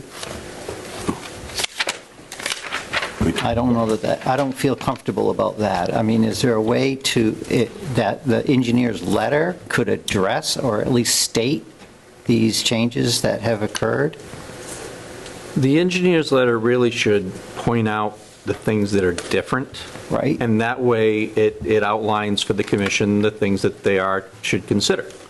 And it said, and this time we had to like kind of pull it out and figure it out ourselves and present it to you.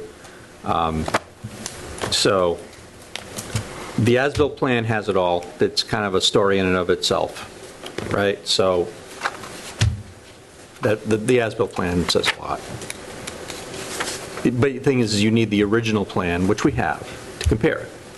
Right. Right, so Sam and I were able to figure out what things are different now compared to back, what are the additions? So those are the new things, the pave versus gravel, retaining walls, shed. Those are the three big things, in my opinion. So shouldn't those be pointed out in the letter? Yes, they should. They weren't, but they should. We figured it out. Yeah, I mean, it's just, the letter is like, it's the last thing you need. it's not explicit enough.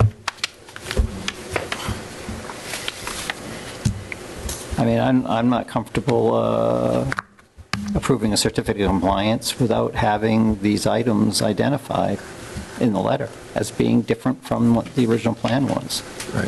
If you go to Form 8A, request for certificate of compliance, number 6, did the order of conditions for this project or the portion of the project subject to this request contain an approval of any plan stamped by a registered professional engineer, architect, landscape architect, or land surveyor? And the answer is yes. And then it reads, if yes, attach a written statement by such professional certifying substantial compliance with the plans, which they did. But it also reads, and describing what deviation, if any, exists from the plans approved in the order. And the engineer did not state any deviations, but after seeing the original approved plan, I can't say that, there are deviations. There are. Yeah, and the engineer, by stating such, a lack of statement, is basically given me and the commission carte blanche to make assertions that we think this is different. And to deny our certificate of compliance. If you feel that way, I'm not telling you which way to vote, I'm just stating the facts here. So what you're looking for is another survey up to what was on the first ones? The issue is that the engineer, it's great, they provided a letter, but it's two parts of the letter. The first part is their assertion. Do you think that the project was built in substantial compliance with the original permit? In this case, Mr. Callahan said yes. But the second part of it is, what deviations from the plan were done? And that gives the Conservation Commission an idea of whether or not they think that the approval can continue to happen, or if they think that there's an issue. So when he first started looking into this for me, because of what we had the conversation 2 weeks ago, is that he found that the first ones weren't registered or registered of deeds. I said that it has to be in there. So when we dug a little further, I couldn't find it online, and he couldn't find it either. And he went looking further with that when of course Jen brought it up. They found it. I'm like, send it to me, and I sent it to him. Right, and you do have written here, book 34895, page 248, so that was found. Yeah. Otherwise, you can't get a certificate of compliance unless and until it's recorded. Yep. So if the engineer's letter said that the deviations exist. Yep. They're certifying it as a professional engineer, a person with a license. That what? That the things you just recognized exist? Correct. That we all know? Now that we know, like, I had to do the work myself when it was the engineer's job to do that. But it's done? Pretty much, yeah. So you can make a decision if you want. Or you could make the engineer go back and detail what the deviations were from their point of view. Right, but if they say we added a retaining wall whenever, and they put a shed whenever, the letter is just going to change from what it says now to they added these three things. Correct. Which is what they were supposed to do to begin with. But if they did that, then he comes back with this letter that says that they did, the engineer has signed that he did the three things that you found or your designee found in the field. Or maybe they disagree with me. Whatever. I don't know how he's going to disagree with photographs that show those things, but regardless, that's the difference, right? We're looking at a piece of paper that doesn't say that to a piece of paper maybe a month from now that says, we agree with what you've said. Yep. So the question is the juice worth the squeeze with the continuing with the engineer's letter? Stuff that we already know. Is the what? The juice? Worth the squeeze. Okay. I think from my perspective it isn't, but that's just my opinion. Okay. So you're comfortable with my and Sam's observations that those are the three big ticket items. And then you can make your own decision as to whether or not you think that these changes are substantial enough to deny the certificate of compliance, or the other option is put the certificate of compliance on hold and then compel Mr. Bombara to submit an RDA for everything else, for example, and then get that out of the way, and then give him his certificate of compliance after that. Those are the options. Okay, so if he does come back, then we still have to talk about whether or not we agree that what was done and modified from the as-built, whether that's acceptable to us or not. Right.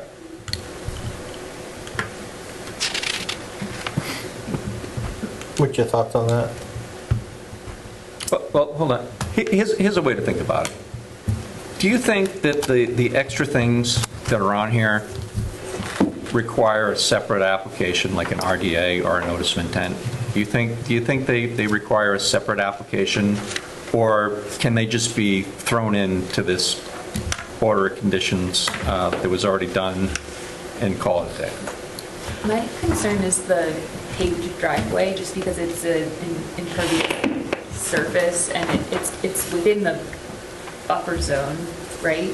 Partially. How much is it in the buffer And is zone? I'm not sure what the slope is, or if it is sloped toward the water, but that's the only concern that I have, is like if we don't Can't believe it. do anything about I that. don't know what I did here, but I just destroyed everything. The driveway is east side, west side. I'm sorry, north and south. Yep. But as far as it going west, it's probably, guessing, if I don't have it in front of me, I'm going to say at least 75 feet away from the water.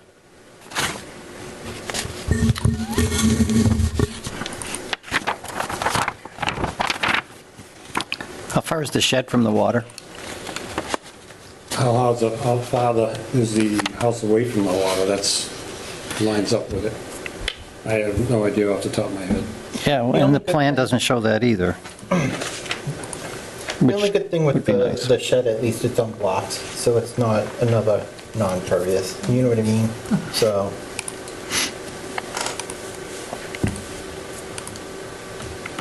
So, Brendan, to answer your question that you're asking me, my point was not to deny the certificate of compliance. My point was just to make sure that the paperwork was there for future reference, basically. Right. That the engineer that certifies it did his job and certified it and included the changes that have occurred.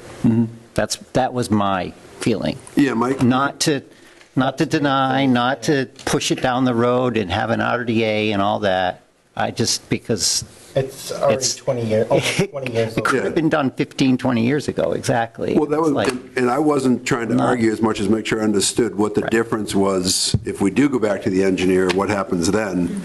Like you said, if we just continue to kick the can down the road, is there a way to say, we have inspected it through our representatives and it's okay? Can we make a note? I don't know. That's what I was trying to ask. I think if you just have the engineer make what we're supposed, the things that are different, just keeps everything kosher for everybody. Right. Right, but then it comes back to us and we then look at it and say whether or No, not. all we're gonna do is. No, we're just going to, We're just gonna approve, oh, I'm sorry, I didn't mean, No, we're go just ahead. gonna get the letter, and it has those 3 things on there that deviated from the plan, and then we'd be good to go, right? Yeah, it's only the updated letter. Yeah, just the updated letter. But I thought we just talked about then whether we evaluate whether those changes, okay. no, not. That's my opinion anyway. I don't think we need to go back and evaluate it and make them go through the process of an RDA. Brandon, could I get a copy of that letter? Here. This is, you got it? Yeah. Thank you. Yeah. Thank you. I think we have a packet too, don't you? I don't have it. Oh, you don't have it? No. Now that nobody handwrites. You're the only one justified to get it, or, Oh, well, you weren't supposed to be here Actually, tonight. I saw one name on there, I think she did handwrite it. She lives over across the street over here. So, if he just... So do we take a, just have him come back with the letter, and then we can approve it? Pointing, those 3 pointed points you want, Brandon? Those are my assertions of I'll call those the 3 big ticket items, okay? But it's the But, engineer's, yeah, it's the engineer's responsibility to point Right. out everything right. that's different. So if the engineer finds anything else besides those 3 things, those should be included, and the engineer obviously has the right to disagree with my assertions and set me straight. And you said engineer, if it's the PLS, whoever did that, Yeah, whoever's, PLS, yeah, Tim Callahan. Yeah, it's Callahan. Yeah. Yeah. So yeah, so the paved driveway, the retaining wall, and the shed. What do I do with the retaining wall? I mean, I have a small one on there, and that one goes from, like I said, east to west, and it's not a wall, it's a fence. Well, these are things that can be explained in the letter. right. Yeah. Because as you saw the wall on the north side, it stops at the very bottom because he tiered his property all the way down. Okay. Because it was just, the topography of it is great. Yeah, Leslie Stevens. I don't, maybe that was approved under a different order of conditions, Right. right? When we went to just don't- conservation, there was quite a bit done, quite a bit said, so. But it- Mike Ursino was up, of course, Steve Sitz was up. These are all people that I dealt with in 2005, or 2003, or Right. 2002. Well, this commission's at a disadvantage, including me, because I know. we don't know it. Well, it seemed like last month, these 2 guys, him, and the guy was sitting next to me, were trying to piss you off. That's what it looked like last month. They were like, okay, just tell me what you want. I'm used to it. I wouldn't why I say I was said- trying to piss you off, but I'm glad it worked. It's okay. So the driveway, Yeah, so the paved driveway. Well, we don't want to give you the list. He should Okay, I see. provide the list. Yeah, okay, I appreciate that, okay. All right. Continue one more time? Yes, right, yeah. I may not be here. I'll be It's- in Alabama, or I could do this. Right. It should be you. That's fine. Yeah. Yeah, Could you pass this around for signature one more time? We'll get to that after. Make a motion to continue to October 20th, 2025. I'll second. Motion's been made by Jim and seconded by Brendan to continue the public hearing until October 20th. Jim All those in Thorne, aye. favor? Brendan Doyle, aye. Kate Thompson, aye. Greco, aye. Mark Mungem, We're laughing because I asked about that second page, and All set, yes. gentlemen? For now. Thank you. All right, good night, good to see you. Hold tight. What was the date? October 20th. Okay. That's so funny. Small game opening day. But we are signing the second page now? I guess so. I could have sworn Brent, he told me not to. In the front, it says sign both pages. We have. I had the conversation with you, and you're like, It's like a game of telephone. No, I asked him, then Kate asked me, and It's both for the release of the culvert, right? yeah, I think so. Isn't it, the culvert one? All right, item number 9, request for certificate of compliance, DP number 143-1039, Evan Tatro, 280 U Street, map 217, lot 3. Anyone here for this project? Let's see, what do we have for notes on U Street? U Street, okay. No, there's no representation, but it was determined to be okay because Samantha reads, all set, needs to remove erosion controls. So, recommend complete certificate of compliance. Okay. Yeah. Are you okay if I make a motion, or do you want to? I'd say if Samantha says it's okay, it's okay. All right, so I'll make a motion to issue a complete certificate of compliance for Evan Tatro. Catrum, thank you. DP 143-1039 of 280 U Street, map 217, lot 3. Is it a condition that the erosion control barriers be removed? You can make that, yeah. Yeah, with a condition to remove the erosion barriers. I would second that. All right, motion's been made by Jim and seconded by Brendan to approve the certificate of compliance for DEP number 143-1039, 280 U Street, with the condition that they remove the erosion control barriers. Roll call vote. Jim Thorne, aye. Brendan Doyle, aye. Kate Thompson, aye. Greco, aye. Mark Mungem, aye.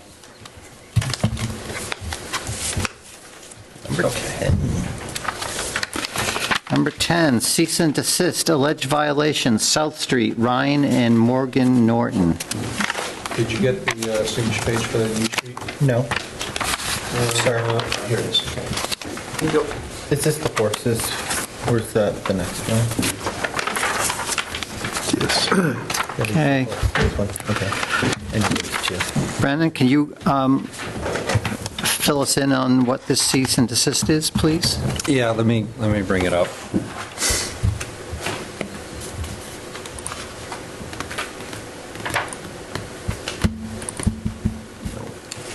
Oh, here we go, 280U, okay, good. That's 280U, and then we're on South Street, right? Okay. Cease and desist. So this was the commission's order at the last meeting, which states, actually, this is how this all began, actually, even before the last meeting, asking Mr. Norton to come in and speak to the commission, which he did. And Mr. Norton allowed either me or Samantha on the property. Because I was on vacation last week, Samantha did the inspection. And the findings of Samantha's inspection inspection are the following, and I'll start with a picture story.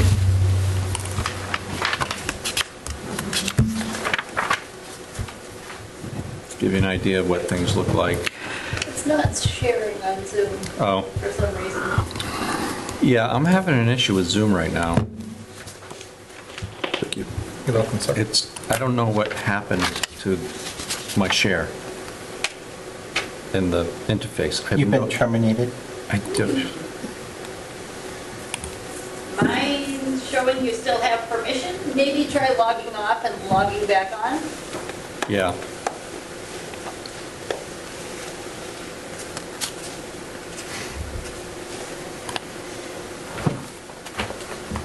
Password.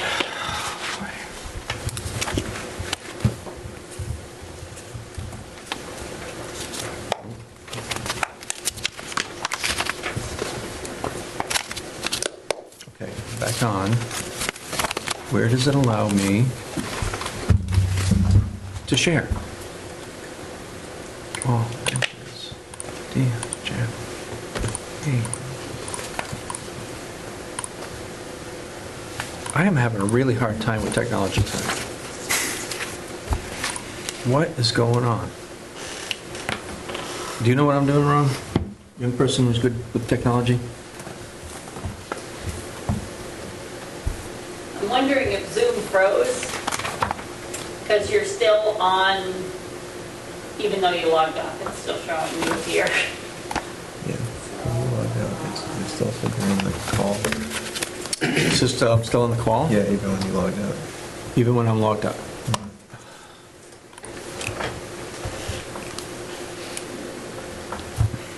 I don't know what to tell you.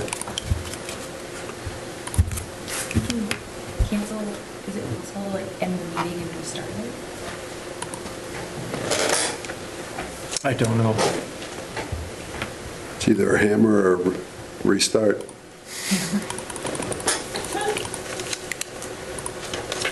Oh, here we go. Cancel. Okay, I think I'm onto something here. Okay. We'll keep our fingers crossed.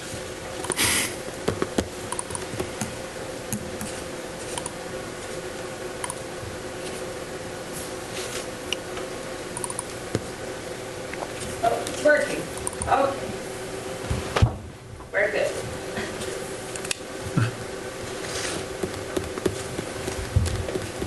That's not the one I want. No, that was the last That's the last proponent. Right, so let's go to Douglas.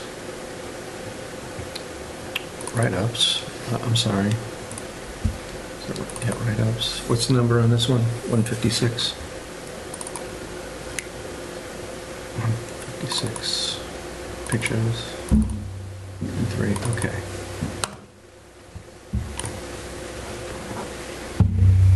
Share. Here we go. Tell me if this comes up. Yes. Okay.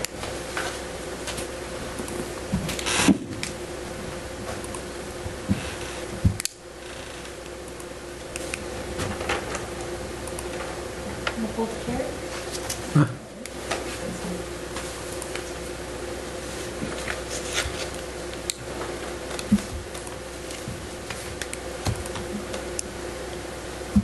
Is this like your property? Yeah, it is. Yeah.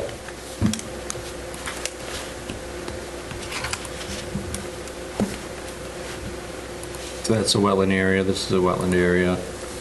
And this is what, now we get into the nitty-gritty. So we've got this gravel and stones here going down. This looks like fresh gravel, according to Sam, going straight down to the wetland. Like, this is the wetland. So, not only that, so, you know, you've got the level area. Now, there's trees here, and I said, well, you know, how deep was the fill if the trees are there? She says that it's been filled up around the trees.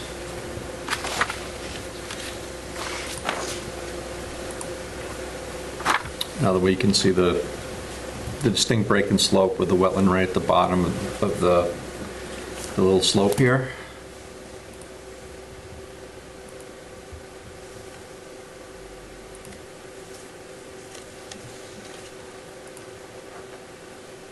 Wetland at the bottom of the slope, and the slope looks like fill. It's not historic. Let's just call it that.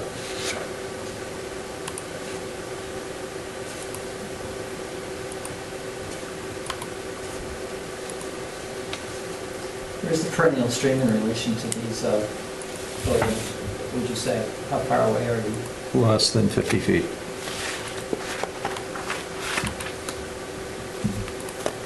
So this is very similar. Yeah, this is, looks like fresh fill up against, like on the wetland. So it's Samantha's opinion that is highly likely that BBW has been filled here. And it's also within the 100-foot riparian corridor of the Mumford River. 206 West Street, also along the Mumford River. Work was done in the river and within 100 feet of the river. DEP, the commission issued a negative determination that allowed the work. DEP red flagged it and took that away from the commission. This is very similar because 206 West Street was also horse paddocks on the Mumford River, same river as here, just a slightly different spot. The question is, do you want a repeat of West Street? Because this is one where I think that the DEP would once again take it away from the commission. This time, the DEP would really not trust this commission if you don't take action. So Samantha believes that it's highly likely that wetlands were filled here, and you're in very close vicinity to the Mumford Rivers, which means not just within the riverfront area, but highly likely within the 100-year floodplain with the fill. So those are our opinions. So we believe that there's high likelihood of a violation here. Our recommendation is to issue an enforcement order because that formalizes the complaint, and it also puts the homeowner on notice that they have requirements within a certain number of days to take action. Otherwise, the commission can take further actions such as issuing $200 fines a day. And my recommendation is to have the homeowner hire a wetland scientist at a minimum to do an exploration of where the wetland should be delineated. Because this is just my opinion and Samantha's opinion that BBW has been filled. He has the right, and I think you should compel at this point that they need to come up with a restoration plan. And the restoration plan can be standalone, or it can be combined with a notice of intent for whatever he wants to do with the restoration component to it. Your choice. You don't have any obligation to let them do a notice of intent at the same time. You can make them do the restoration and then at a later date consider a notice of intent. So that's the facts and our opinions. Do we know that, like, when this might have been done? Like, is it possible it was done before the existing homeowner had the property? I've been cleaning up that mess since I've moved in. So to say that it was disturbed, it absolutely has been worked on, and I've been removing trash, materials, old trees. You see the picture of what I have left of some of the trees I still have to pull out. I did do, obviously, clearing, mostly the dead trees, and I did take that small pile you had seen on the GPS and I had spread it out so I could pull the 20 yards, I would say, that was there, and I will admit to that. That's not even a question there. It has been, obviously, you see in the pictures, disturbed at some point for me to try and clean up what is there, and I have had endless dumpsters pulling things out. I don't know if she's grabbed a picture of the pile of tires and steel and things like that I pulled out. My intent was to clean the place up a little, and I do realize there's water there, and I even have still probably 100 yards of manure I have yet to be able to pull out, because I only have so much time. I've got to remove it with a Peterbilt, so it's a slow going process. I've been trying to remove 100 years of farming. That's the cleanup is very good, but the fill material that's in there does not look historic to either me or to Samantha. The historic aerial photography shows the property back here as forest in the 90s, 2001, 2005, starts to get some encroachment right here with the clearing. 2008, 2011, 13, 15, and then 2019 starts to go into high gear. 2021 again, and then we get to 2023. All this in here, I think this is all fresh fill. Fill? Which fill material, yes. New No. Fill material. Would not have brought material in from there. That's all good gravel over there. It's always been good gravel. There's gravel in Douglas and stuff. I would not bring, I can't afford to have somebody do the work, let alone bring material into this. Well, then was material. Then it's graded on-site material. Correct, then graded on-site material. Was it material that you spread out? Yeah, you see the pile that I have left over from trying to pull stumps, including the pile of rocks that I had pulled out, which are still on site today. There was that pile of it right there, yeah. Okay, so this is good information here. So this is shaded relief map from circa 2011. So this is what the topography looked like then. You can see a little hump right here, little hump right here, and it looks like here's the wetland in the low spot with the dimples coming around. But today, it has been, this is from 23. Has this area been expanded upon since 23? No, I've trimmed out the dead trees again, and there's still trees out there, so. Oh, she has in the pictures. My opinion remains the same, that there is new fill on top of bordering vegetated wetland here. To what extent, we don't know. Maybe it's not that much. But I think you're in an enforcement situation now.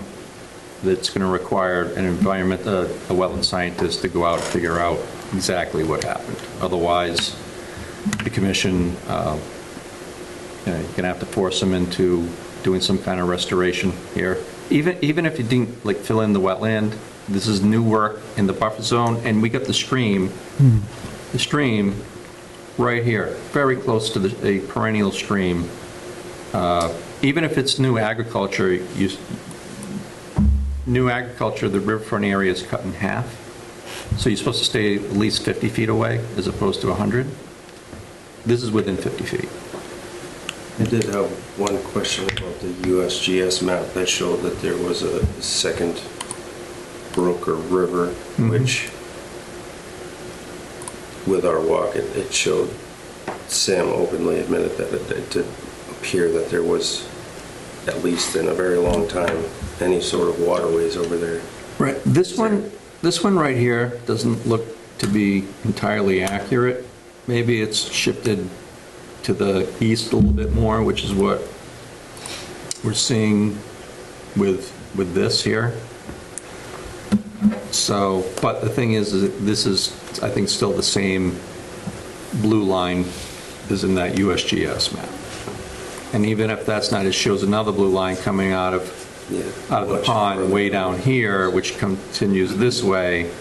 So I think this is that second branch right here. And I mean, I don't own the property to the north, so for me to have pushed everything out that way. I mean, the person who owns the property to the north has owned the property that I own now. Right. If we go back to the... How long have you been there, Ryan? I've been there for 10 years. So if we go back to the pictures, and this area in the shaded relief map had, humps, and now everything is very flat.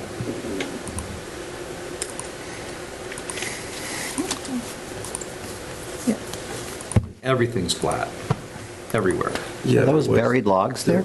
Yes. That's the stuff that I'm picking out of there. I've been picking that stuff out since I moved in. Right, but the thing is that this is an area that's either a wetland or in wetland jurisdictional areas and is required to be remain as nature unless you get a permit. Okay, well, I will rest assured that those logs didn't get there naturally, but if they're to remain, then I will stop cleaning that. Yeah, see how it's like, it's all completely flat now? It is like flat there now, where Right. that small hill was, now it is flat. Right, so everything's flat, and if you go back to, like, say this, you had a couple humps, now it's all flat in here. So I think that, What's that dark line that comes out of that area? Is that also wetland or stream? To the south. this thing, Yeah, that comes out to the south. good And question. then it looks like it goes into that low area between the two humps. Yeah, it does look like it's some kind of a I don't know what stream or a swale or something that was there in 2011 that could be a wetland. These are all things that I think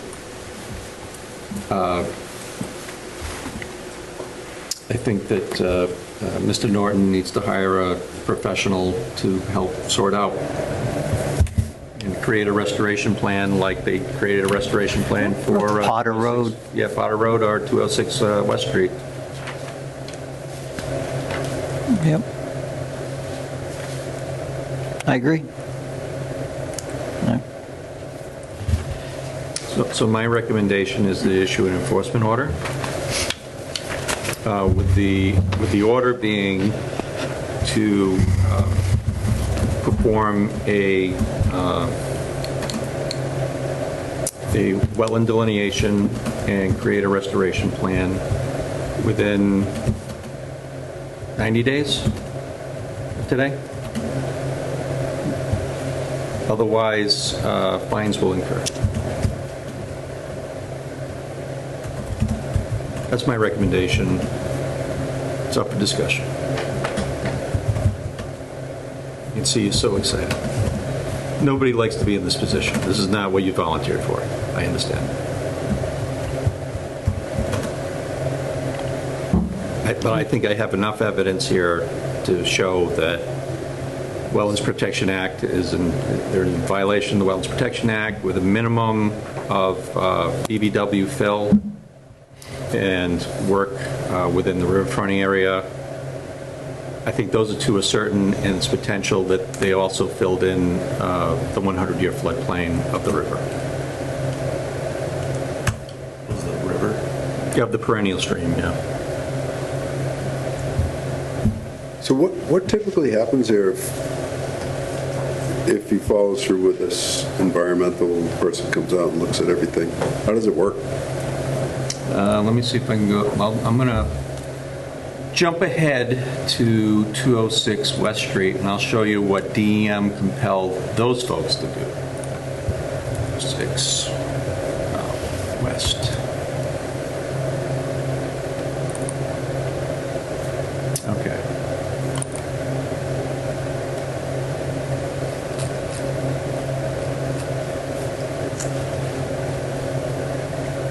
Frozen. Nope. So DP can take over that, but they can't take over Lakeshore Drive, huh? Yes, thank you. My thought exactly. What is going on? Or I shouldn't even say take over Lakeshore Drive. They can't even issue a letter. Can't even respond. Can't even respond. They like to kick a bunch of volunteers while they're down. Exactly. Okay. So in the case of West Street, DEP issued something called a unilateral administrative order Okay, so this is kind of like your guide.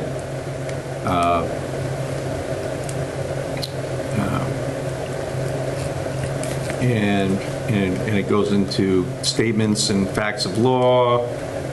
It gives a history of what happened here. And responses altered and filled BVW on the property without meeting applicable performance standards in violation of 310 CMR 10.554, which is the section on bordering vegetated wetlands. They worked in the river, which is land under waterways and water bodies. They filled in the riverfront area, and they state the facts of law, saying why you can't do that. And they have a disposition in order, cease and desist, which is already done in this case. And then, okay, they only gave them 60 days. So in this case, within 60 days of the date of issuance of this order, submit to Mass DEP a report prepared by a qualified wetland scientist evaluating and quantifying the extent of wetland resource area impacts on the property and a wetlands restoration plan for its review and approval. And it gives some requirements on what the plan should show. And I think that your order should closely follow the example set here by 206 West Street. Can we get a copy of this? Of course. So he would have to actually follow and implement the restoration plan within 60 days or 90 Correct. He just has to come up with the plan for it. So he has to hire a wetland scientist, have them come to the property, figure out to the extent to which wetlands have been altered, and it has to they have to create a site plan. It doesn't have to be stamped by an engineer. They have to come up with a site plan showing where the alterations occurred and where the wetland boundary was, not is today, but where it was, and what the plan is for fixing it. What are we basing the wetland map boundaries off of? Because it's not the USGS, is it? It's going to be partially the USGS and partially probably digging holes to figure out where the hydrate soil line is, because there's no plants left. And then we go to West Street. We go to, let's see here, where is...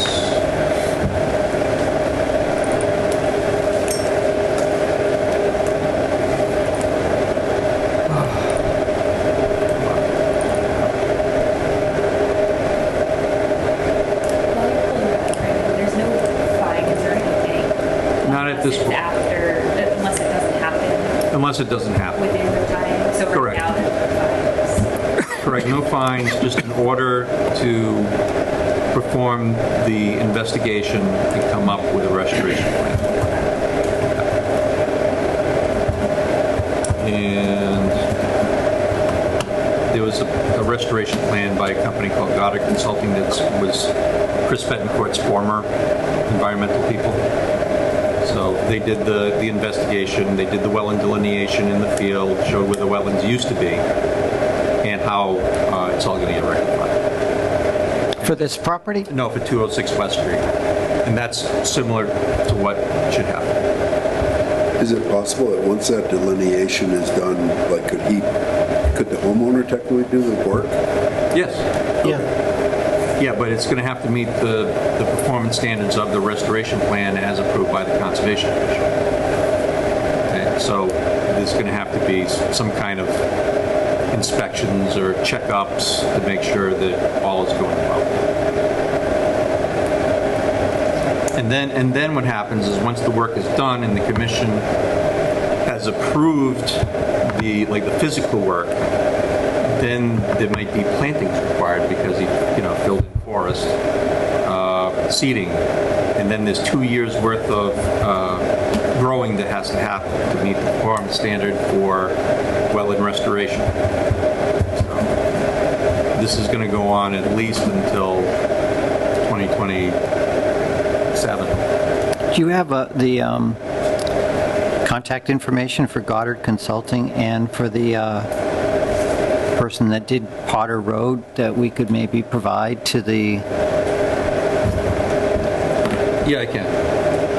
Potter Road, I don't remember off the top of my head, but I have Consulting. And it's just one, there are other companies as well. Of course. You might be able to offer the homeowner then some options, list of people that could reach out. I don't think we can we? As long as you don't limit it to one, you got to do a minimum of 3. Okay, that way you're impartial. Goddard did 206 West Street. There's also other companies such as Ecotech out of Worcester, BSC Group. Who else? Margaret Bacon is also a wetland scientist. There's 4 right there. I don't know if she'd want to take this on, but there's 4 right there. What's that? Me and her have already had a discussion. Okay, good. Okay. So do you want me to make a motion or an enforcement, I think, to formed by a wetland scientist to delineation of wetlands and come up with a restoration plan? Yep. In 90 days? Yep. All right. Is it possible that for what he had stated about the notice of intent to potentially improve or whatever you had stated before? I wasn't totally clear on So what a notice of intent to do what you want to do that incorporates restoration into it. Yeah. So that is an option for the commission to consider, but they're not obligated. I have been involved with a court case in Mattapoisett where the homeowner expanded their backyard and they filled in some BVW, and they tried to get an after-the-fact order of conditions to allow it. And the problem is that the enforcement order required restoration. So kind of complex. Right. So because the order was restoration, they didn't have to consider the notice of intent. So the homeowner fought it and actually lost it in court, saying, and the judge said, if the commission ordered restoration, you do the restoration, and then they can consider a notice of intent. They have no obligation to do both at the same time. So that's out there for you to consider, whatever you want to do. Ultimately, I would like to come up with a plan for everyone to be happy and just not have to have any, it's not like I can go up and do whatever I want apparently at this point. Right. Square away, so.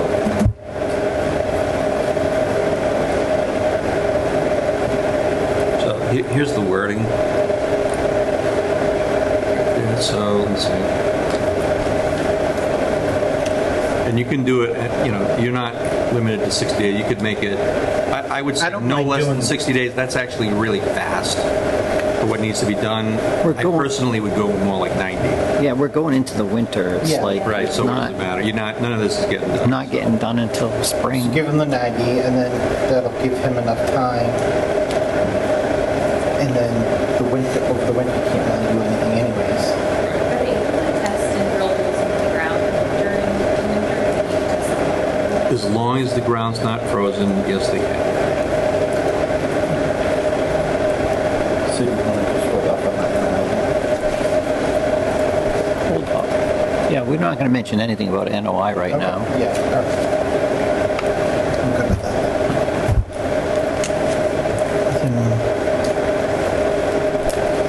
Yeah, so I make a motion to issue an enforcement order. Okay. Would require them, okay, you already got it? Yeah, I do, sir. All right.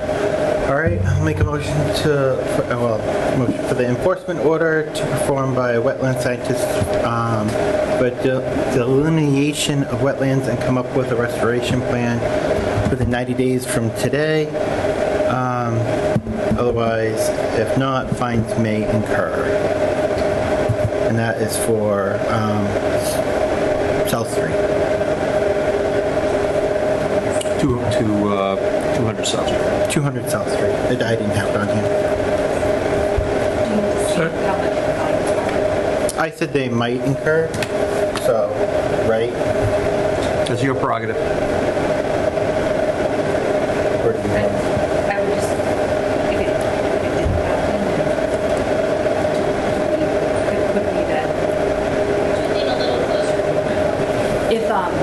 fines, sorry, if it didn't happen in time and we did have a fine, we would then just make it, how does that work? No, there is a, It's $200. There is, okay. yeah, Yeah, oh, we know, because... Yeah, we sure do. Hughes of Gilboa had over $90,000 worth of $200 day fines that Sam had to handwrite Every single one. every single one of them. Towns haven't come up with. Just want to make sure Ryan knows his policy. And the fines are not meant to make the town's coffers fat. It's, you get to that point, the fine's really a way to light the fire under you-know-what, to get people moving, because, yeah, Yep. it's a last resort. That's why I said it might. And if there was money collected, it does not go into the Conservation Commission's bank account, it goes into the town's general fund. so is there a second for that motion? Second. All right, motion's been made by Jim and seconded by Mike to issue an enforcement order requiring not the applicant, requiring, what's the name? Ryan Norton. Ryan and Morgan Norton hire a wetland consultant for the purpose of performing a wetland delineation and determining and quantifying the impacts to wetland and buffer zone at this property, and from there, create a restoration plan in 90 days from this date. All those in favor? Jim Foran, aye. Brendan Doyle, aye. Kate Ellis, aye. Mike Greco, aye. Mark Mungem, aye. Any questions? Sorry, thank you. Good night. You too. Next up, alleged violation, 11 Laurel Hill Road, Jim and Amanda Hampson.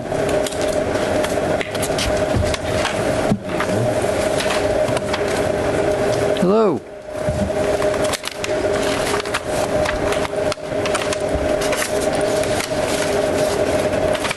Brandon, what do we have here? Similar.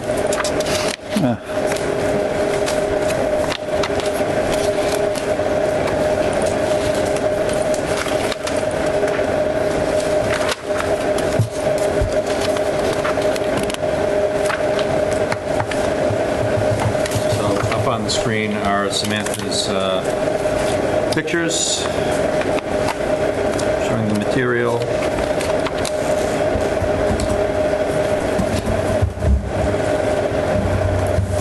And some clearing. It's Samantha's opinion that the work is definitely within 100 feet of a BBW, if not much closer, and she is not 100% certain of there being BBW fill here, but she's not ruling it out. And the conclusion is the same for this property as it was for 200 South Street, with the same recommendations.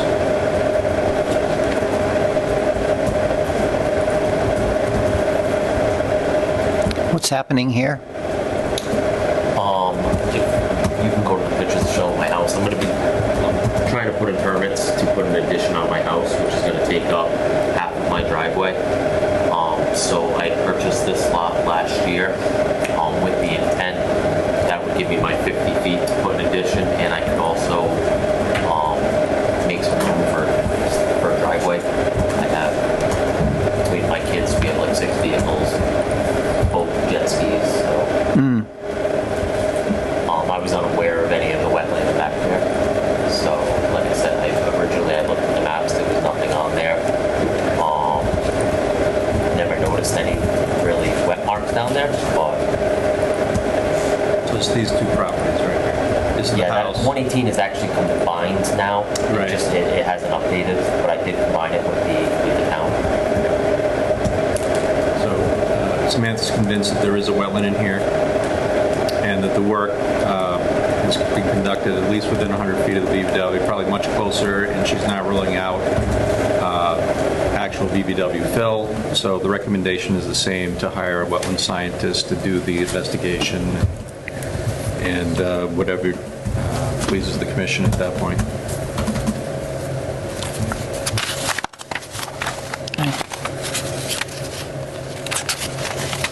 Any thoughts? Same? I couldn't hear earlier. Would I have to do a letter of intent to put what I'm doing along with or would I do that before I contacted a wetlands? Based on the last conversation, it sounds like any non-compliance issues will have to get cleared up in the enforcement order, cleared up, maybe not released, because it does require 2 years of growing seasons. So I don't think that anybody wants to prohibit you from doing anything for 2 years, but at least like the physical work of restoration has to be done first. So that's. And I don't, what do you mean, like, as far as physical work? Well, let's say that there was some fill in the wetland. That fill would have to come out. Okay. All right, and then you might have to plant some trees and shrubs to replace what was, destroyed. And then there has to be a 2-year, let it grow for 2 years, and at the end of 2 years, there's a report that then comes to the commission, and then the commission finally says, yeah, we're getting back to normal, we can release the enforcement order. So I wouldn't be able to do anything for 2 years? I don't think anybody wants to do that. I don't want to put words in the commission's mouth, but usually it's the physical work has to be done of digging out any fill or bringing it back to the point that the commission would allow, because there are setbacks. There are no-touch zones and no build zones under the bylaw, so you would have to at least bring it back to that. And then file a notice of intent for the things that potentially would be allowed. But the physical work of fixing the areas that the commission would never allow work to begin with has to be performed. Yeah. So if you have other work or things that you want to have done, like you said, you wanted to expand and build a driveway or something like that, this enforcement order addresses your repair, and then you would need another permit to address getting anything new done on this. So that's what I'm saying. As of like next week, I can go and apply for a letter of intent. Is that what I should do? No. Okay. No. No, not because you already have the enforcement order. Right. You're going to receive an enforcement order, and the enforcement order is going to have things that require you to do. For example, you're going to have to hire a qualified wetland scientist to go and perform a wetland delineation of where the wetlands really are on the property. And they may have been filled, which means that they're going to have to do some subsurface investigations to find out where the wetland soils are, because there's no plants left, and then come up with a wetland delineation. That'll give a base plan. That'll help create a base plan for what needs to be restored. Then the restoration work begins.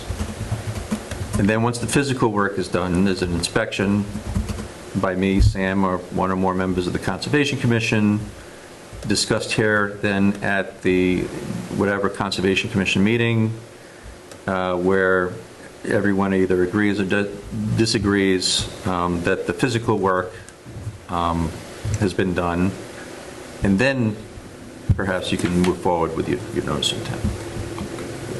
So basically, fix the problem, and then you can move forward.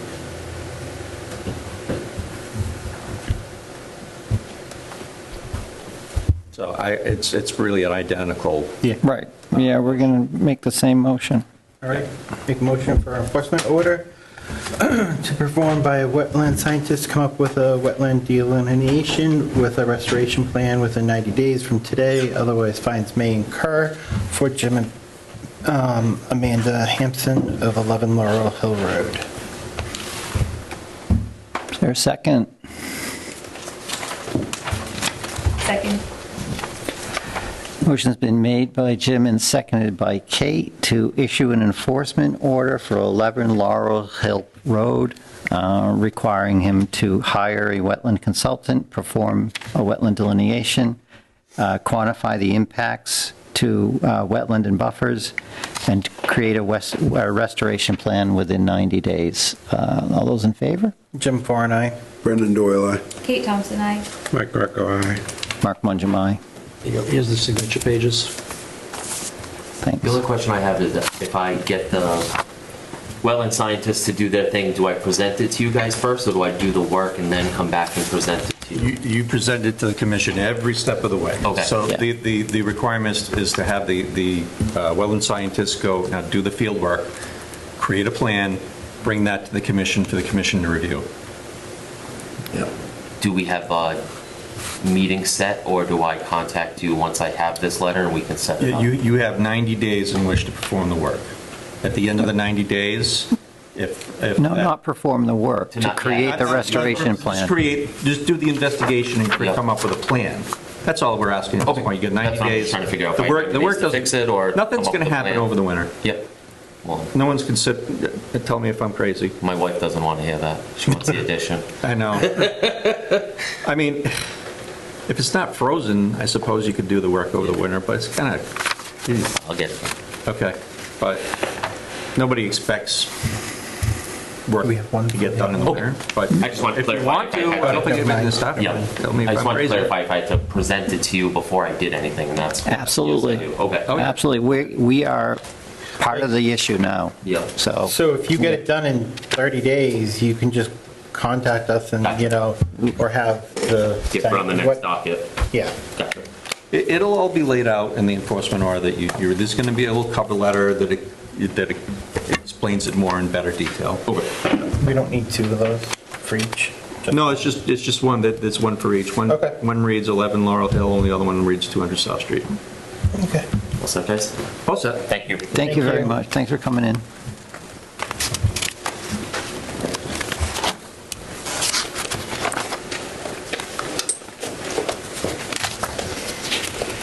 All right.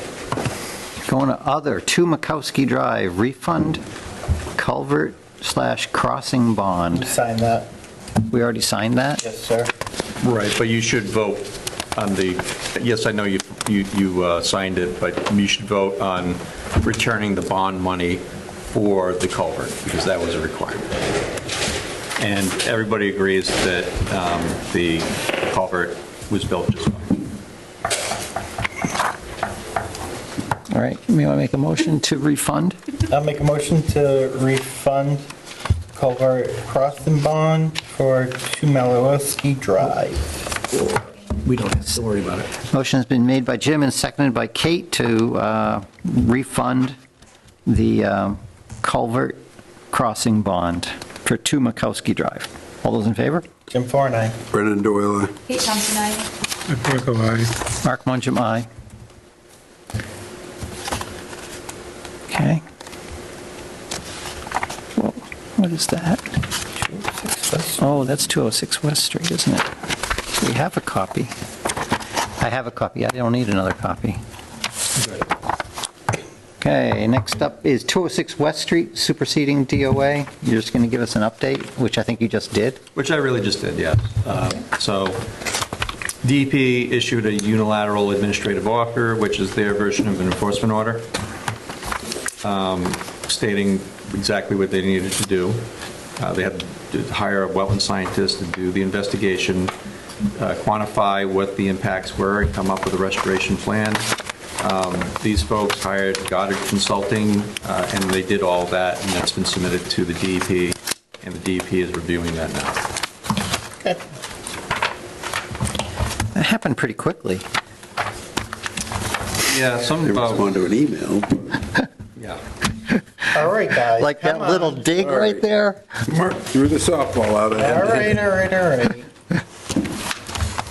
Guys, you just gotta go with it sometimes. It's just not fair. It's not, but Just why life- make enemies? Life isn't fair, huh? That's right. Been around the block now, I'd say But Jim, we can't make enemies. We don't get to talk to them or anything. If we could at least talk to them, we could decide if we want to make enemies, friends, whatever. Whoa, a dry river crossing? What the heck was that? So then are we going to review? Talking about 206 West Street? Oh, yeah, they did a crossing across the river so they could access the land on the back to walk the horses. After they got a cease and desist? Yeah. Jeez. Yeah, no, not a cease and desist. The thing is, they got the negative determination from the commission. So then they started continuing to do the work. And then DEP stopped. Justifiably so. All right. Next up, rules and responsibilities discussion. Oh, yeah. So I was asked to create a document stating what the roles and responsibilities of the conservation agent should be. And I'll bring that up.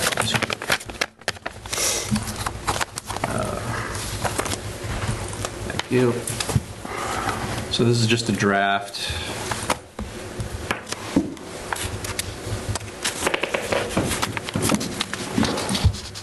And the more I wrote, the more I don't see anything. see anything. And here we go. Okay, do you have that in front of you?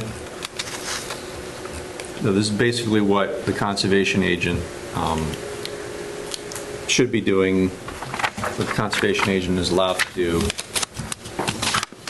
And I'll do that.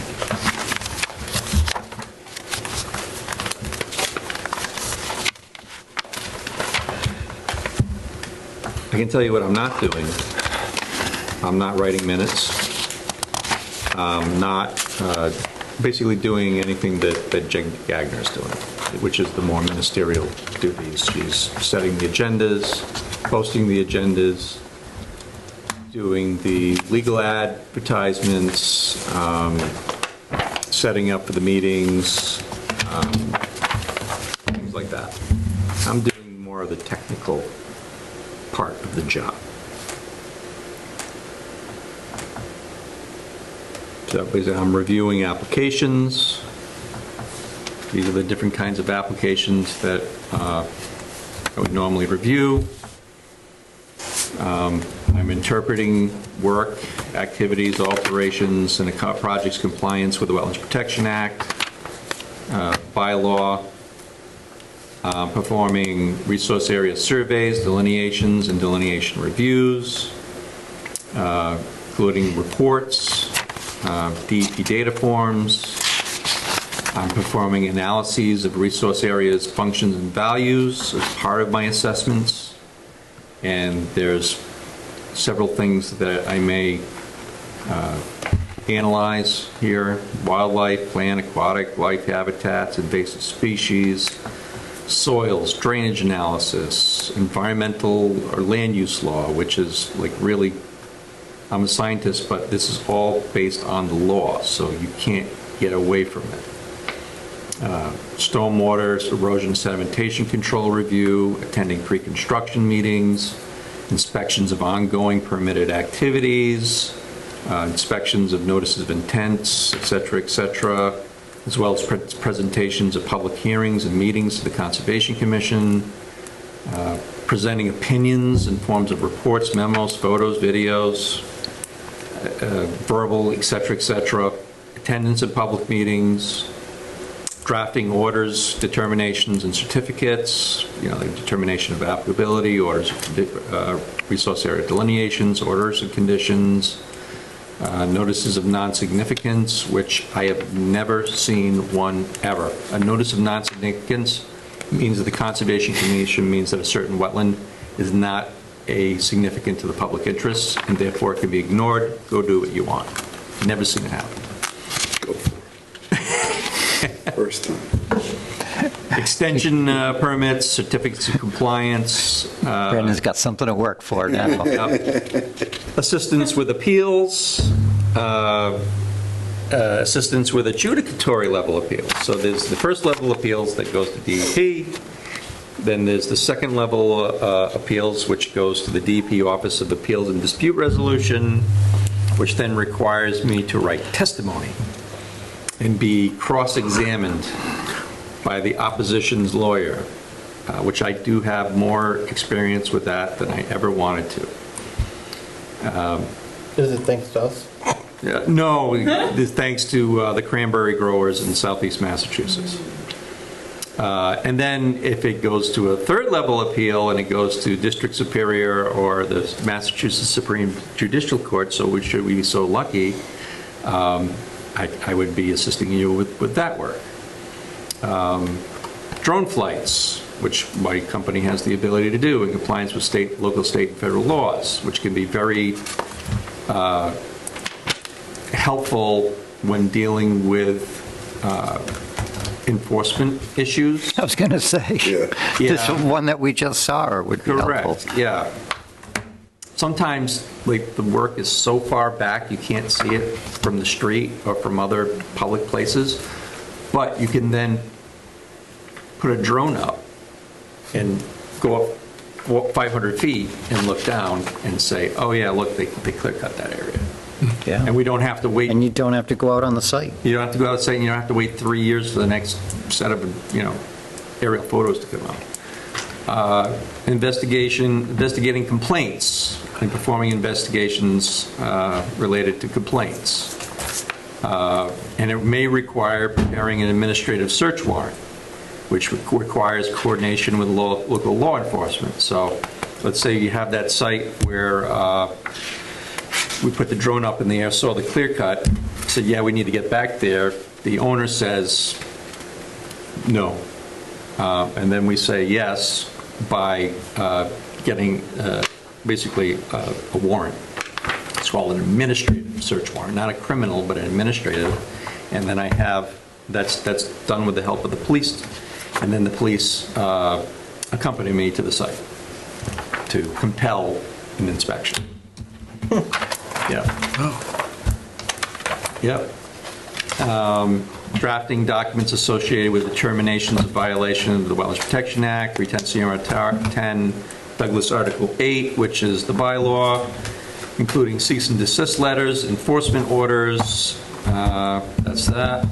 Number 14, preparation, submission, and representation for applications to the Conservation Commission or other local boards is guided by the Commission for the town of Douglas. So this means that, let's say there's a town department that needs help creating a notice of intent.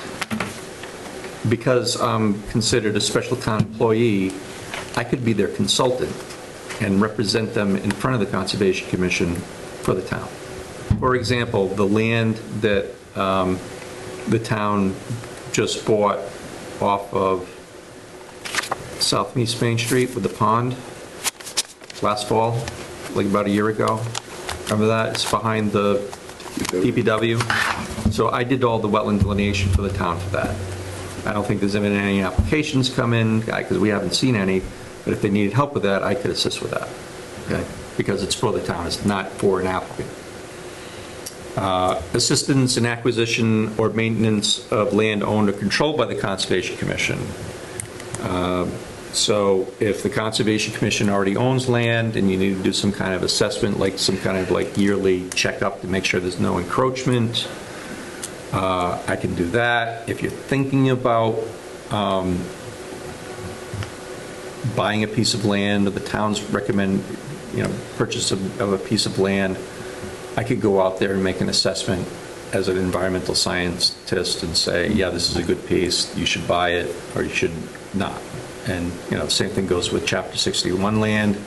When the town has first right of refusal and it goes to all the different boards, and you're going to make the recommendation as to whether you want to buy it or let it go, I can help you with that as well. Another important thing that I was asked to do is to review requests on the OpenGov website and provide feedback. So there's a website where applications come in, it's a portal, and then that gets routed out to all the different departments through this website, and it has Board of Health, Building Department, Planning Board, ZBA, all the different departments, including Conservation Commission, and people upload their applications and their site plans, and Jen has been doing them to the best of her ability, but she doesn't have the expertise that me and Sam do, so she's asked for help with that from time to time. So that's one thing I can help with. And then just general coordination with other boards, other committees, police, fire department, highway, just be a town employee and help each other. So these are all the things that I could think of as part of the roles and responsibilities of the conservation agent, and it's part of this isn't just to, state what my job is, but it's also a list of the things that I can get paid for. Oh, I thought you were doing it for free. I've done this for free for other towns, Sutton being one of the big ones. But there is money put aside for me and Sam and my company in general for work that is not covered by 53G. So an application comes in, like a notice of intent. The applicant has to pay a certain fee so that I can review it.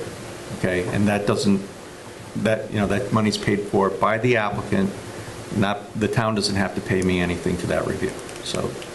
But there are certain things that I get asked to do. They're not 53G, and the town has a certain amount of money set aside for ecosystem solutions each year to do those tasks. And what this document does is help to define those things. And if it's outside of the scope of this, then I might not get paid for it. So if there's anything else you can think of. So your witty quips are free? My what? Your witty quips? Yes, they're absolutely free. Good to know. We have to pay for them, quite frankly. I agree. So good. I agree. Don't make me whip you with a wet noodle. Not again. Please. Not again.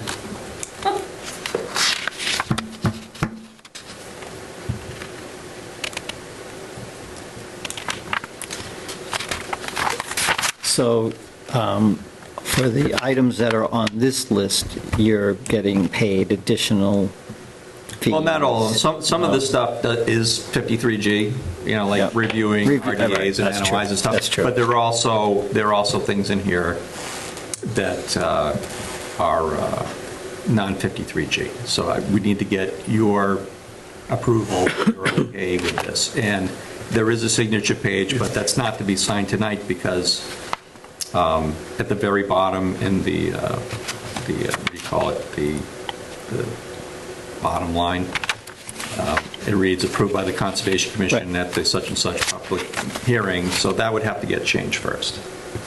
Is there an easy way to separate out those items which are 53G items and those which are not? Yes, I can just reorganize it with different headings. Okay. Easy enough. That's done. So something came up, I went out and I saw a couple different sites where work was occurring and said something to Jen about sending. Is that something that I should have mentioned to you first before I said anything to Jen? Or Mention it to Jen and me and Sam at the same time. That's all. Like, for example, today, Samantha wrote 2 cease and desist letters for those 2 properties on Southeast Main Street.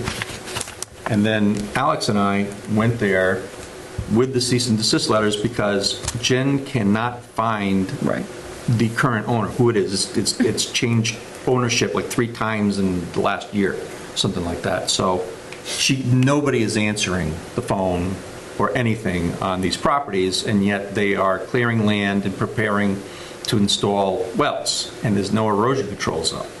And there's been no pre-construction meeting or erosion control inspection, which is required clearly in the order of conditions, and they've done none of that. So a cease and desist letter has been written. So what Alex and I did today, right before the meeting, is we put the cease and desist letters in large Ziploc bags, brought 2 wooden stakes out there, Alex hammered the stakes into the ground, and then I took a big staple gun and stapled them to the stakes, one of them directly in front of a very large excavator. So the next time they come, it'll be right there. That's not in your job description. Hammering stakes into the ground. Did you take a picture? What's that? Did you take a picture? I did. I took a picture of both of them with the stake and the cease You and have to desist letter show on us site. next time. Okay. I will. I just think it would be I funny. should have gotten the picture of Alex actually staking them into the ground. Yeah, the actual stake, like providing, you know what, maybe I should write reimbursement for materials. That must have been at least $4 worth of stakes.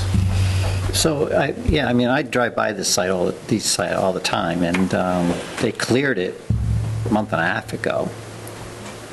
And then they kind of just stopped, and the excavator left, but Money ran out. it looked like they were preparing to do the wells, because I saw a well sign and, out in front of the property. So, yeah, I went Couldn't we just call took a the few well pictures company? and contacted Jen and said there's no erosion control barriers up there. They're very close to wetlands, so. Yeah, so what you do is you call the well company that has their sign up front and say, can you give us the name of the owner? And they say, no. And you say, okay, we'll just send the enforcement order with the fines to you. And then they'll give us the answer. Yep. Who does that? The Conservation Commission would write an enforcement order on top of the cease and desist with a $200 fine to the well company, and then the well company is going to take notice and then get it to who it needs to go to if we can't figure out who's the current owner or taking responsibility. All right, sounds good to me. Oh, you want to do that? Yeah. Okay.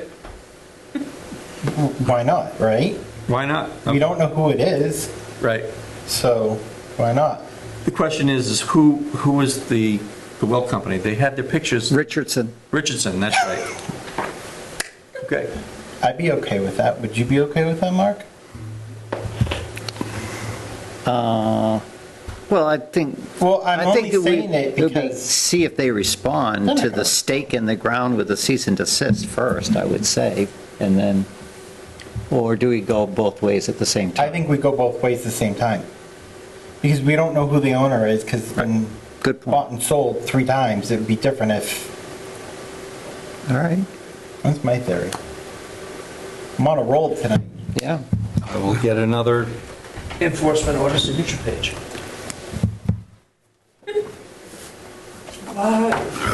You guys are being too messy. Luckily, I have my own. It's getting close. I know. Did you finish? I did one. We can vote on that one. You want to tell us? Yeah. What do you have for us, Kate? For Monday, June 2nd, 2025, I only have 3 small edits. One is under item number 4.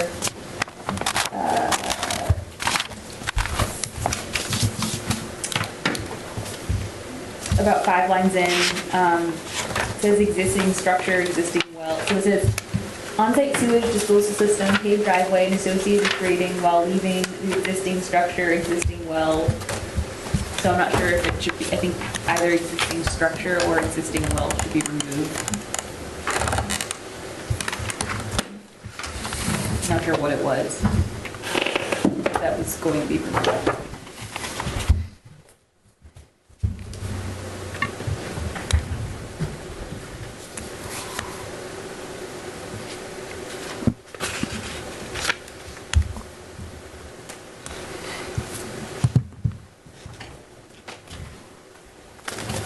I don't know if it matters. What does it matter? Marked reading. I would say it just should be, it says paved driveway and associated grading while leaving the existing structure, comma, existing well, and remove the concrete slab. That's what I would have guessed it should be. So they leave the existing structure, leave the existing well, and remove the concrete slab. Leave the existing well, so put leave the in front of existing. And then remove the concrete slab. And then a little bit later on, in that same number, it says the roll call, it says, continue the public hearing to the next meeting on June 16th, 29:25. Well, Time crunch. that's about when the DEP is going to get back to us. But we're rolling tonight. Got it? Yep. The other one's just an apostrophe, so it doesn't really matter. I'm gonna leave it alone. Okay. Make a motion to approve meeting minutes for June 2nd, 2025, with those noted already. Second.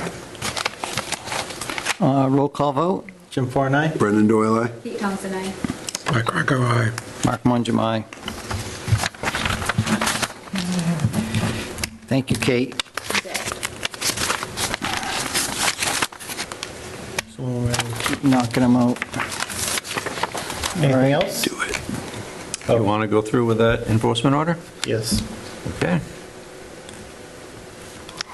Is it for both lots, Brandon? Yeah, they got to do them separately. They're two separate orders of conditions.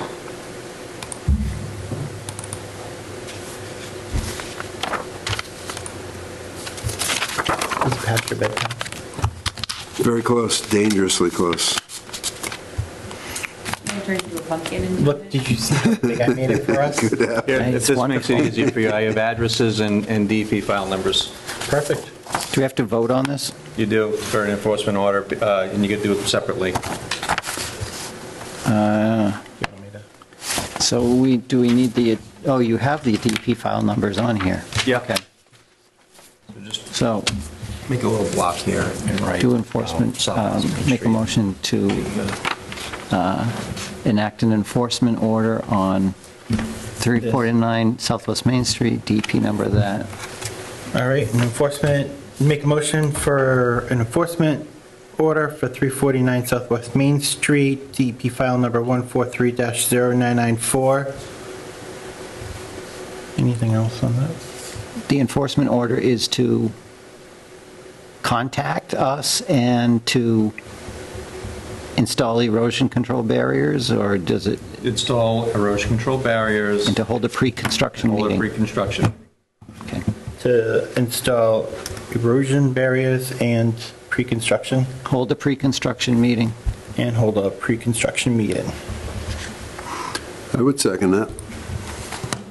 Okay, motion's been made by Jim and seconded by Brendan to issue an enforcement order for 349 Southwest Main Street, DP file number 143-0994, to contact the Conservation Commission to hold a pre-construction meeting and to immediately install erosion control barriers. And this will be sent to Richardson Wells.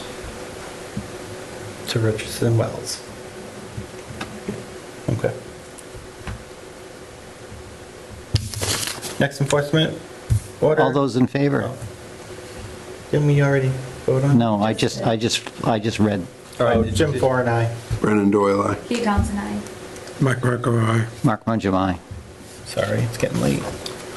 Make another enforcement order 335. for 335 South Main Street, Separate block. DP 143-0995.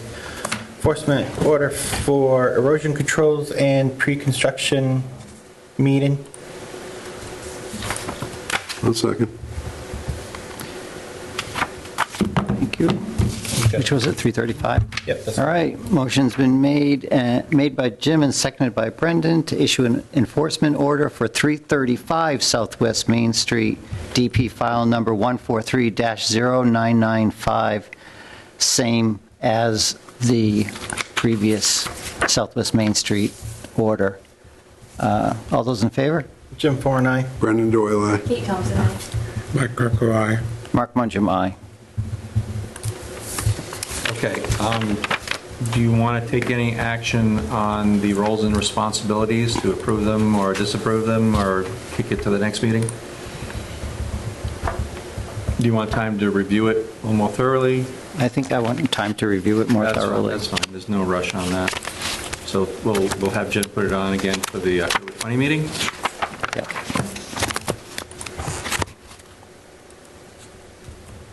Anyone else have anything else? Just a gentle reminder that we're probably coming up close to scheduling for meetings for 2026. So Oh, yeah. Look at you just on top of everything tonight. once 9:30 hits, I guess my brain turns on. I don't know what it is. Great. And I want to remind everyone that the MACC Fall Conference is coming up on October 25th, Saturday, and it'll be held in Devon's. Devon's? Anybody from DEP? know they? Oh, yeah, they always do. You can go there. Oh, you might be able to run into one. Weird. I'm an airful. So if anybody wants to go to some great workshops and networking possibilities, you go to the fall conference at Devon's. Okay, sounds good. Yep.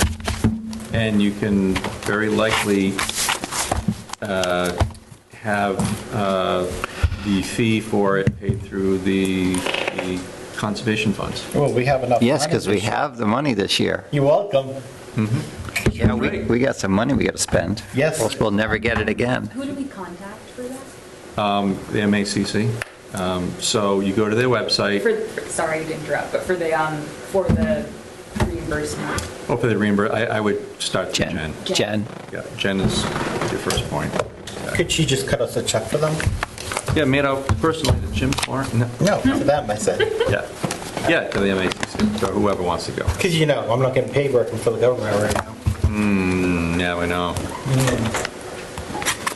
Day 6. Working for the man. No end stuff. Someone want to make a motion to... Make a motion to Adjourn. adjourn. Second. Motion's been made and second to adjourn. All those in favor? Jim Four and I. Brendan Doyle, aye. Kate Thompson, I. Echo, aye. Mark Mungem, aye.